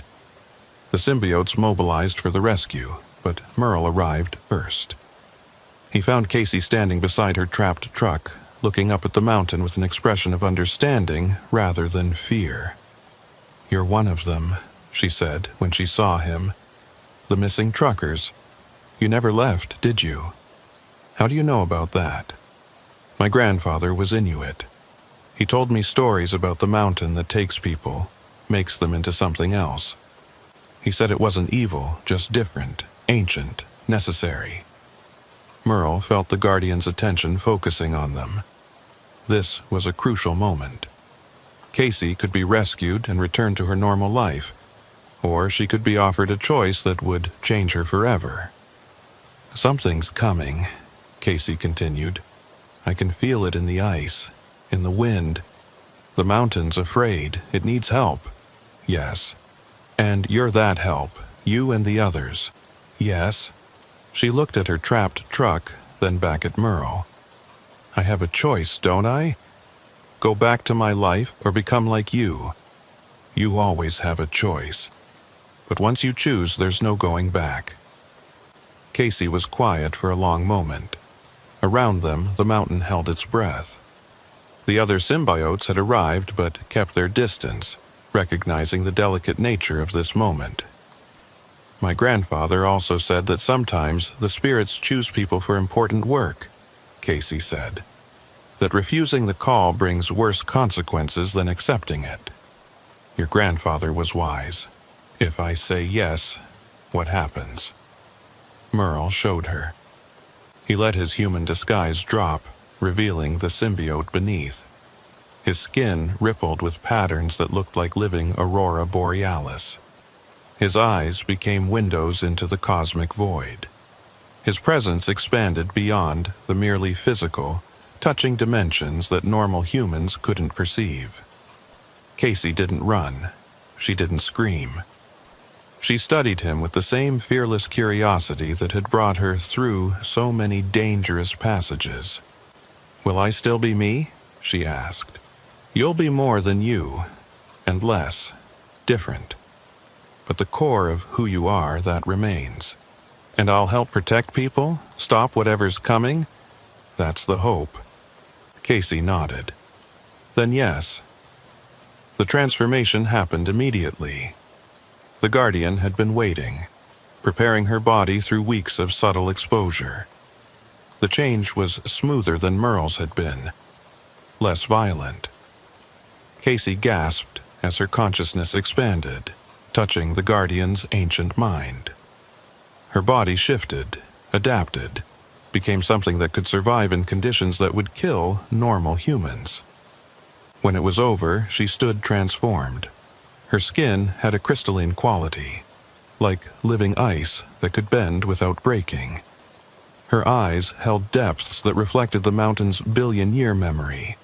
She was beautiful and terrible, human and other. "Oh," she said, her voice harmonizing with frequencies only symbiotes could hear.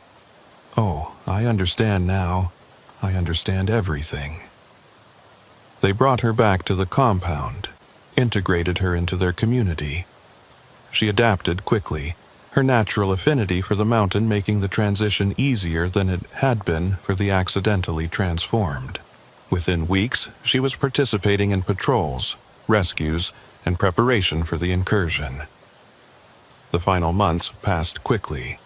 Around the world, reports came in of increasing incursion activity. The entity scouts were becoming bolder, sometimes manifesting in populated areas. The government cover stories were wearing thin. Conspiracy theorists were getting dangerously close to the truth. Leland Voss brought disturbing news.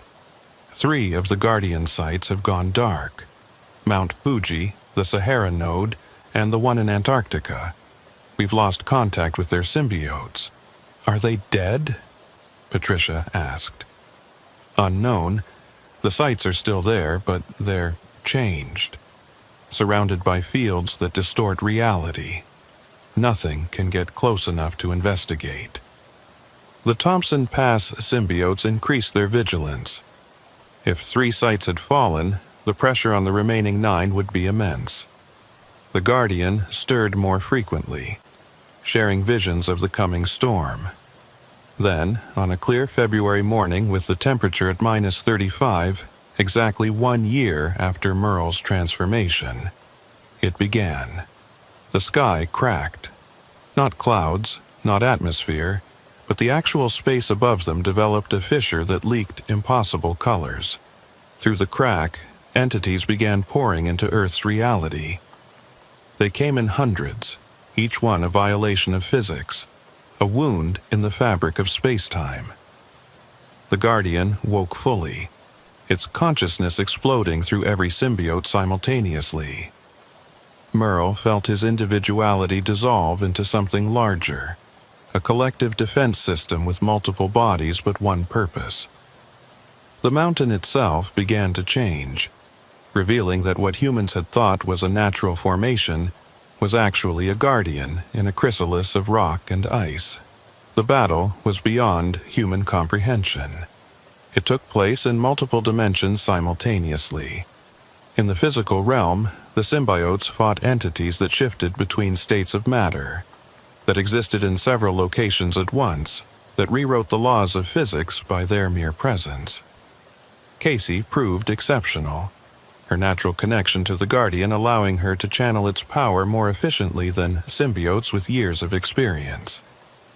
She held the Eastern approach single-handedly, creating barriers of crystallized reality that the entities couldn't penetrate.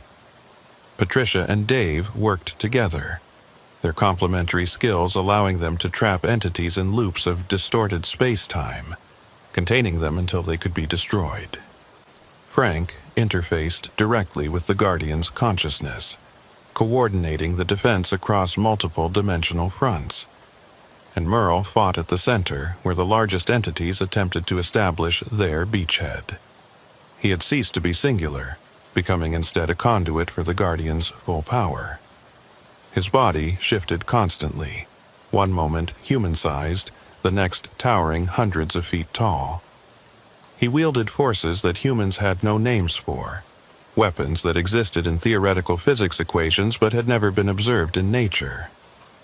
The battle raged for 7 hours that felt like 7 eternities. Reality warped and rewrote itself dozens of times. The mountain changed shape, revealing its true form as a massive crystalline entity that had been dormant for eons. The very air became solid in places, gaseous rock in others. Through it all, the normal world continued just below. Truckers on the Richardson Highway experienced some unusual weather, maybe a few minor earthquakes. They had no idea that reality itself was being defended just above their heads. The symbiotes maintained the illusion, keeping the horror contained, protecting humanity from knowledge that would shatter minds. Finally, after casualties that included 3 symbiotes dissolved into component atoms and reformed, the incursion was repelled. The entities retreated through their dimensional rift, which the Guardian sealed with a finality that resonated through every atom in a 1,000-mile radius. The aftermath was exhaustion beyond description. The symbiotes collapsed where they stood, their bodies struggling to maintain coherent form after channeling such power. The Guardian settled back into dormancy, but lighter somehow, depleted by the battle. Merle found himself on the road, somehow transported there during the fighting. His body was primarily human again, though he could feel the symbiote nature beneath, forever changed by what he'd channeled. Casey was beside him, her crystalline skin slowly reverting to something that could pass for normal. "Is it over?" she asked. "This one is. There will be others." She nodded, accepting this with the adaptability that had made her an exceptional symbiote. "Then we keep watch. We keep fighting. For how long? For as long as Earth needs us." A truck approached, slowing as the driver saw 2 people standing on the empty highway.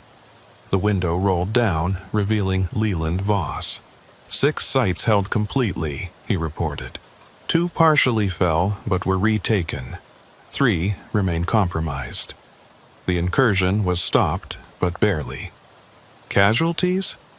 47 symbiotes globally, hundreds of civilian witnesses who'll need memory adjustment, and 1 Guardian, the one in Australia, died completely. Its node is now undefended. The implications were staggering. If Guardians could die, if nodes could fall permanently, then Earth's defense was not sustainable indefinitely. "There's going to be a new protocol," Leland continued. "Recruitment is being expanded. Every potential candidate is being evaluated. We need more symbiotes, possibly thousands more, before the next incursion." Merle thought of all the truckers who traveled these dangerous roads, the ones with the right combination of bravery and foolishness to challenge nature daily. Many of them could be candidates. Many of them would face the same choice Casey had. "What about the public?" Patricia asked, having recovered enough to join them. "How long can we keep this secret?" "Best estimates, 5 years, maybe 10. Eventually, something will happen that can't be covered up. Humanity will learn the truth." They stood on the empty highway, symbiotes and human ally, contemplating a future where the hidden war would become visible, where humanity would have to accept that it shared the universe with forces beyond comprehension, and that its survival depended on those willing to become bridges between worlds. The mountain rumbled gently, not a threat, but a reminder. It was still there, still watching, still needing its symbiotes. The pass was clear for now, ready for the normal flow of commerce and travel. But above the road, in the high places where humans rarely ventured, the Guardians of Thompson Pass maintained their vigil. Merle looked at his transformed hands, no longer fully human, but no longer alien either. He thought of Sarah, living her normal life with her normal family, never knowing how close she'd come to a reality where such normality couldn't exist. He thought of all the truckers who would drive this pass, unaware of the protection surrounding them. "We should get back," Dave said. "There's a lot of work to do." They climbed into Leland's truck, driving back to their compound that officially didn't exist. Behind them, the mountain stood sentinel, scarred from battle but unbroken. Within it, the Guardian slept again, but lighter now, more watchful. It had expended much of its strength, and the universe had noticed Earth's vulnerability. More incursions would come. The cosmic entities that existed in spaces between spaces had tasted Earth's reality and found it desirable. They would return with greater numbers, better strategies, more sophisticated attempts to establish footholds in this physics-stable region of space. But Earth's defenders would be ready. The symbiotes would grow in number and power. The Guardians would adapt their strategies. And in places like Thompson Pass, where the barrier between worlds was thinnest, brave souls would stand watch. The truck climbed the hidden road to their compound, and Merle saw other symbiotes already at work, repairing damage, analyzing battle data, preparing for the next assault. This was their life now, part human, part Guardian, fully committed to protecting a world that didn't know they existed. Casey touched his shoulder. "No regrets? None that matter," he said, and meant it. The compound gates opened, welcoming them home. Not the home any of them had planned for, but the one necessity had created. The Guardian's presence hummed through their bones, a constant reminder of what they'd become and why. As night fell over Thompson Pass, the aurora borealis began its dance across the sky. But the symbiotes could see what normal humans couldn't. The lights were celebrating, performing a billion-year-old victory dance of a successful defense. The Earth remained intact, its reality stable, its life protected, for now. But in the deep spaces between stars, in dimensions where physics worked differently, things that coveted Earth's stability plotted and planned. They had been repelled, not defeated. They would return. And when they did, the symbiotes of Thompson Pass would be waiting. Merle stood at the window of the command center watching the normal truckers navigate the pass below. Each one represented what they were fighting for. Ordinary people living ordinary lives, unaware of the cosmic forces trying to unmake their reality. "They're worth it," Casey said, joining him. "All of them. Worth becoming this. Worth fighting for." "Yes," Merle agreed. "They are." Outside, the mountain kept its ancient watch. Inside, its chosen defenders prepared for the next battle in a war that had been raging since the Earth formed. It was a war they might not win, but it was a war they would never stop fighting, because they were truckers, fundamentally. And truckers always delivered, no matter how dangerous the road, no matter how impossible the conditions. They would deliver Earth's safety, even if it cost them their humanity. The radio crackled with the normal trucker chatter, complaints about weather, jokes about dispatch, warnings about speed traps. Merle listened with ears that could now hear cosmic frequencies, finding comfort in the mundane humanity of it. This was what they protected, this beautiful, fragile, unaware normalcy. "Thompson Pass is clear," someone said over the radio. "Good driving tonight, folks." If only they knew, Merle thought. If only they knew what had been cleared from their path, what watched over them from the high places, what stood between them and forces that would unravel their existence. But they didn't need to know. That was the symbiote's burden and privilege. To know, to fight, to protect, all while the world drove on, unaware of its guardians. The weeks following the incursion brought unexpected challenges. The symbiotes discovered that channeling such massive amounts of guardian energy had left permanent changes in their bodies. Merle's transformations were becoming involuntary. Triggered by emotional spikes or even deep sleep, he would wake to find his bed frozen solid, his body partially shifted into its crystalline combat form. Casey was experiencing something different. Her connection to the Guardian was growing stronger daily, to the point where she could hear its thoughts even when it slept. She described it as listening to the dreams of a god. Vast, incomprehensible, but occasionally containing fragments of prophecy. "There's something else coming," she told the group during one of their meetings. "Not another incursion. Something from Earth itself. The Guardian keeps showing me images of the deep ocean, of places where tectonic plates meet." Leland's next visit confirmed her visions. "The Pacific Guardian is stirring, the one that sleeps beneath the Mariana Trench. It's been dormant longer than any of the others, but the recent incursion woke it." "Is that bad?" Patricia asked. "Unknown. The ocean guardians are different from the land-based ones. Older, more alien. The symbiotes at that site have been reporting strange phenomena. Creatures from the deep trenches surfacing, water temperatures fluctuating by dozens of degrees, and something they're calling the singing."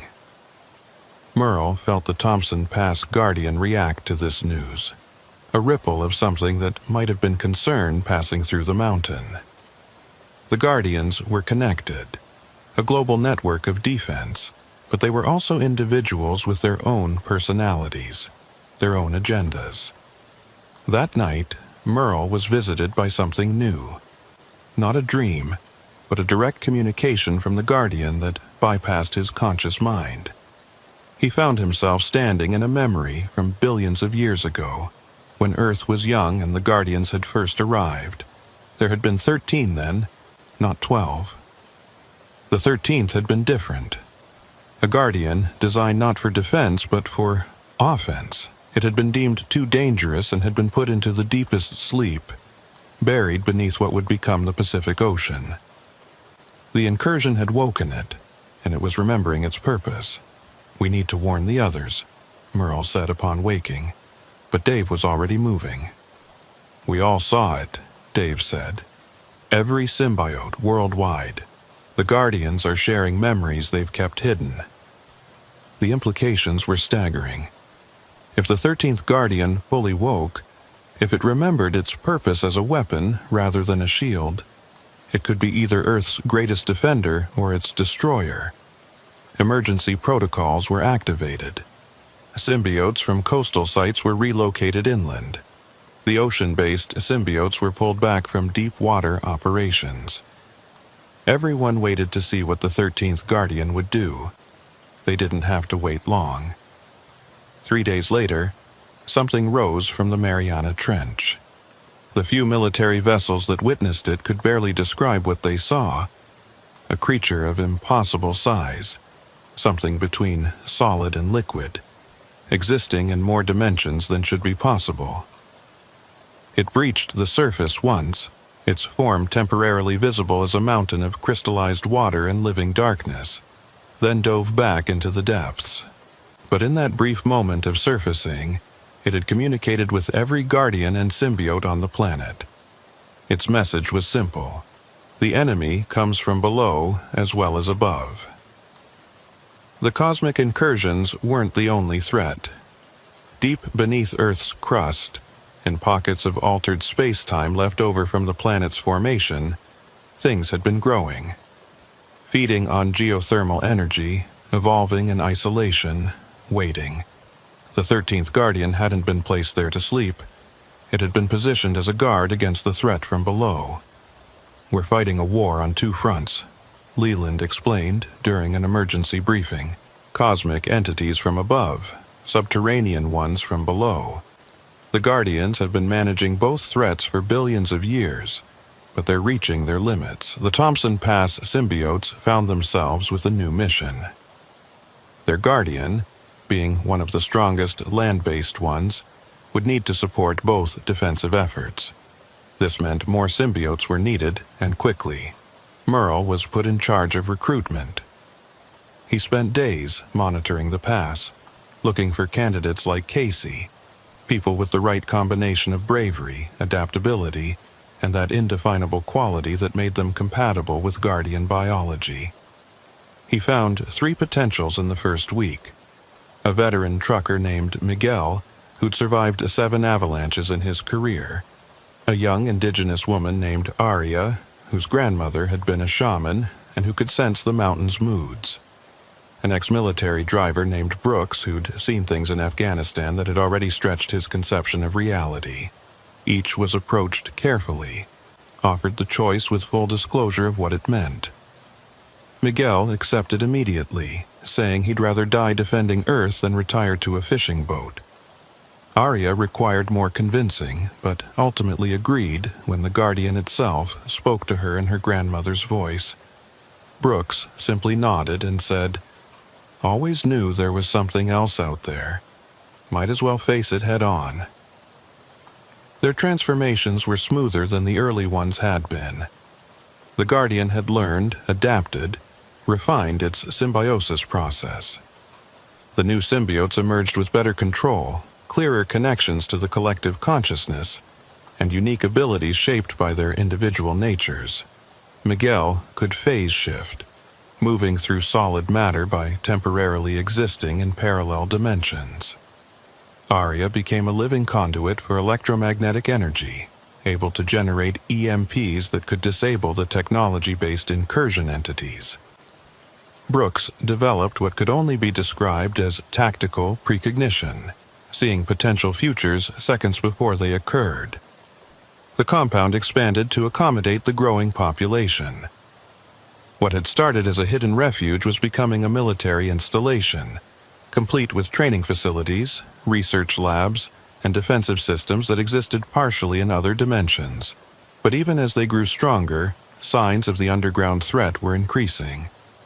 Earthquakes with impossible epicenters, originating from hollow spaces that shouldn't exist.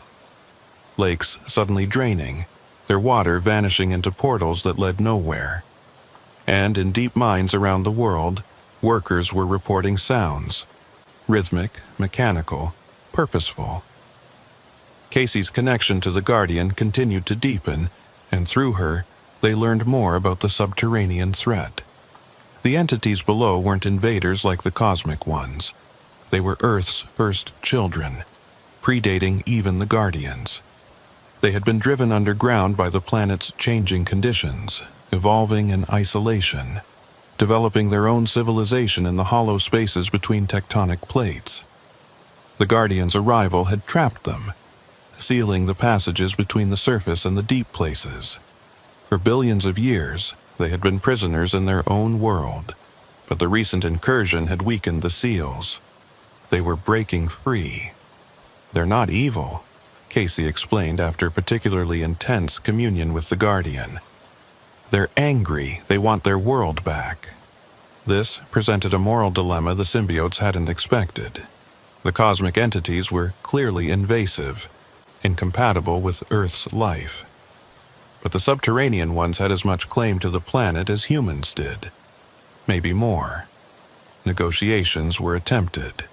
The ocean symbiotes, working with the 13th Guardian, managed to establish communication with the underground civilization. The language barrier was immense. They communicated through vibrations in the Earth's crust, patterns of heat and pressure that took weeks to decipher. The message that finally came through was both hopeful and terrifying. Share or war. Humanity would have to make a choice. Share the Earth with beings that had lived in its depths since before life colonized the land, or fight another war on another front with resources already stretched thin. The government response was predictable. Military forces were mobilized to seal mine shafts, to bomb suspected emergence points, to maintain humanity's dominance. But the symbiotes knew this was futile. The subterraneans had been preparing for longer than human civilization had existed. If it came to war, the surface would lose. It was Merle who proposed the radical solution. We become bridges again, not just between humans and Guardians, but between surface and depth. The idea was insane, dangerous, potentially catastrophic. But it was also the only option that didn't end in extinction for one side or the other. Volunteers were requested.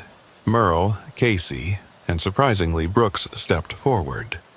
They would undergo a second transformation, allowing the subterranean energy to merge with their guardian-enhanced biology. They would become triple hybrids, human, guardian, and deep dweller. The process was agonizing. Where the guardian transformation had been cold, clinical, this was hot, primal. Merle felt his bones restructure to withstand pressures that would crush normal matter. His nervous system rewired to process sensory input that had no human equivalent. His consciousness expanded again, touching minds that had never seen sunlight, that measured time in geological epochs. When it was over, he stood transformed again. His skin could shift between normal, crystalline, and now a new form. Something like living rock that pulsed with deep heat. He could survive in the deepest trenches, the highest peaks, and everywhere in between. Casey's transformation gave her the ability to hear the earth itself. Every fault line, every magma flow, every underground river. She became a living seismograph, able to predict and potentially prevent earthquakes. Brooks became something like a tactical coordinator for 3 different species. His mind capable of processing the vastly different ways humans, guardians, and subterraneans approached conflict and cooperation. Together, they descended into the earth for the first diplomatic meeting between surface and depth in geological time. The journey down was a descent through history itself, passing layers that recorded every mass extinction, every climate shift, every moment of Earth's violent evolution.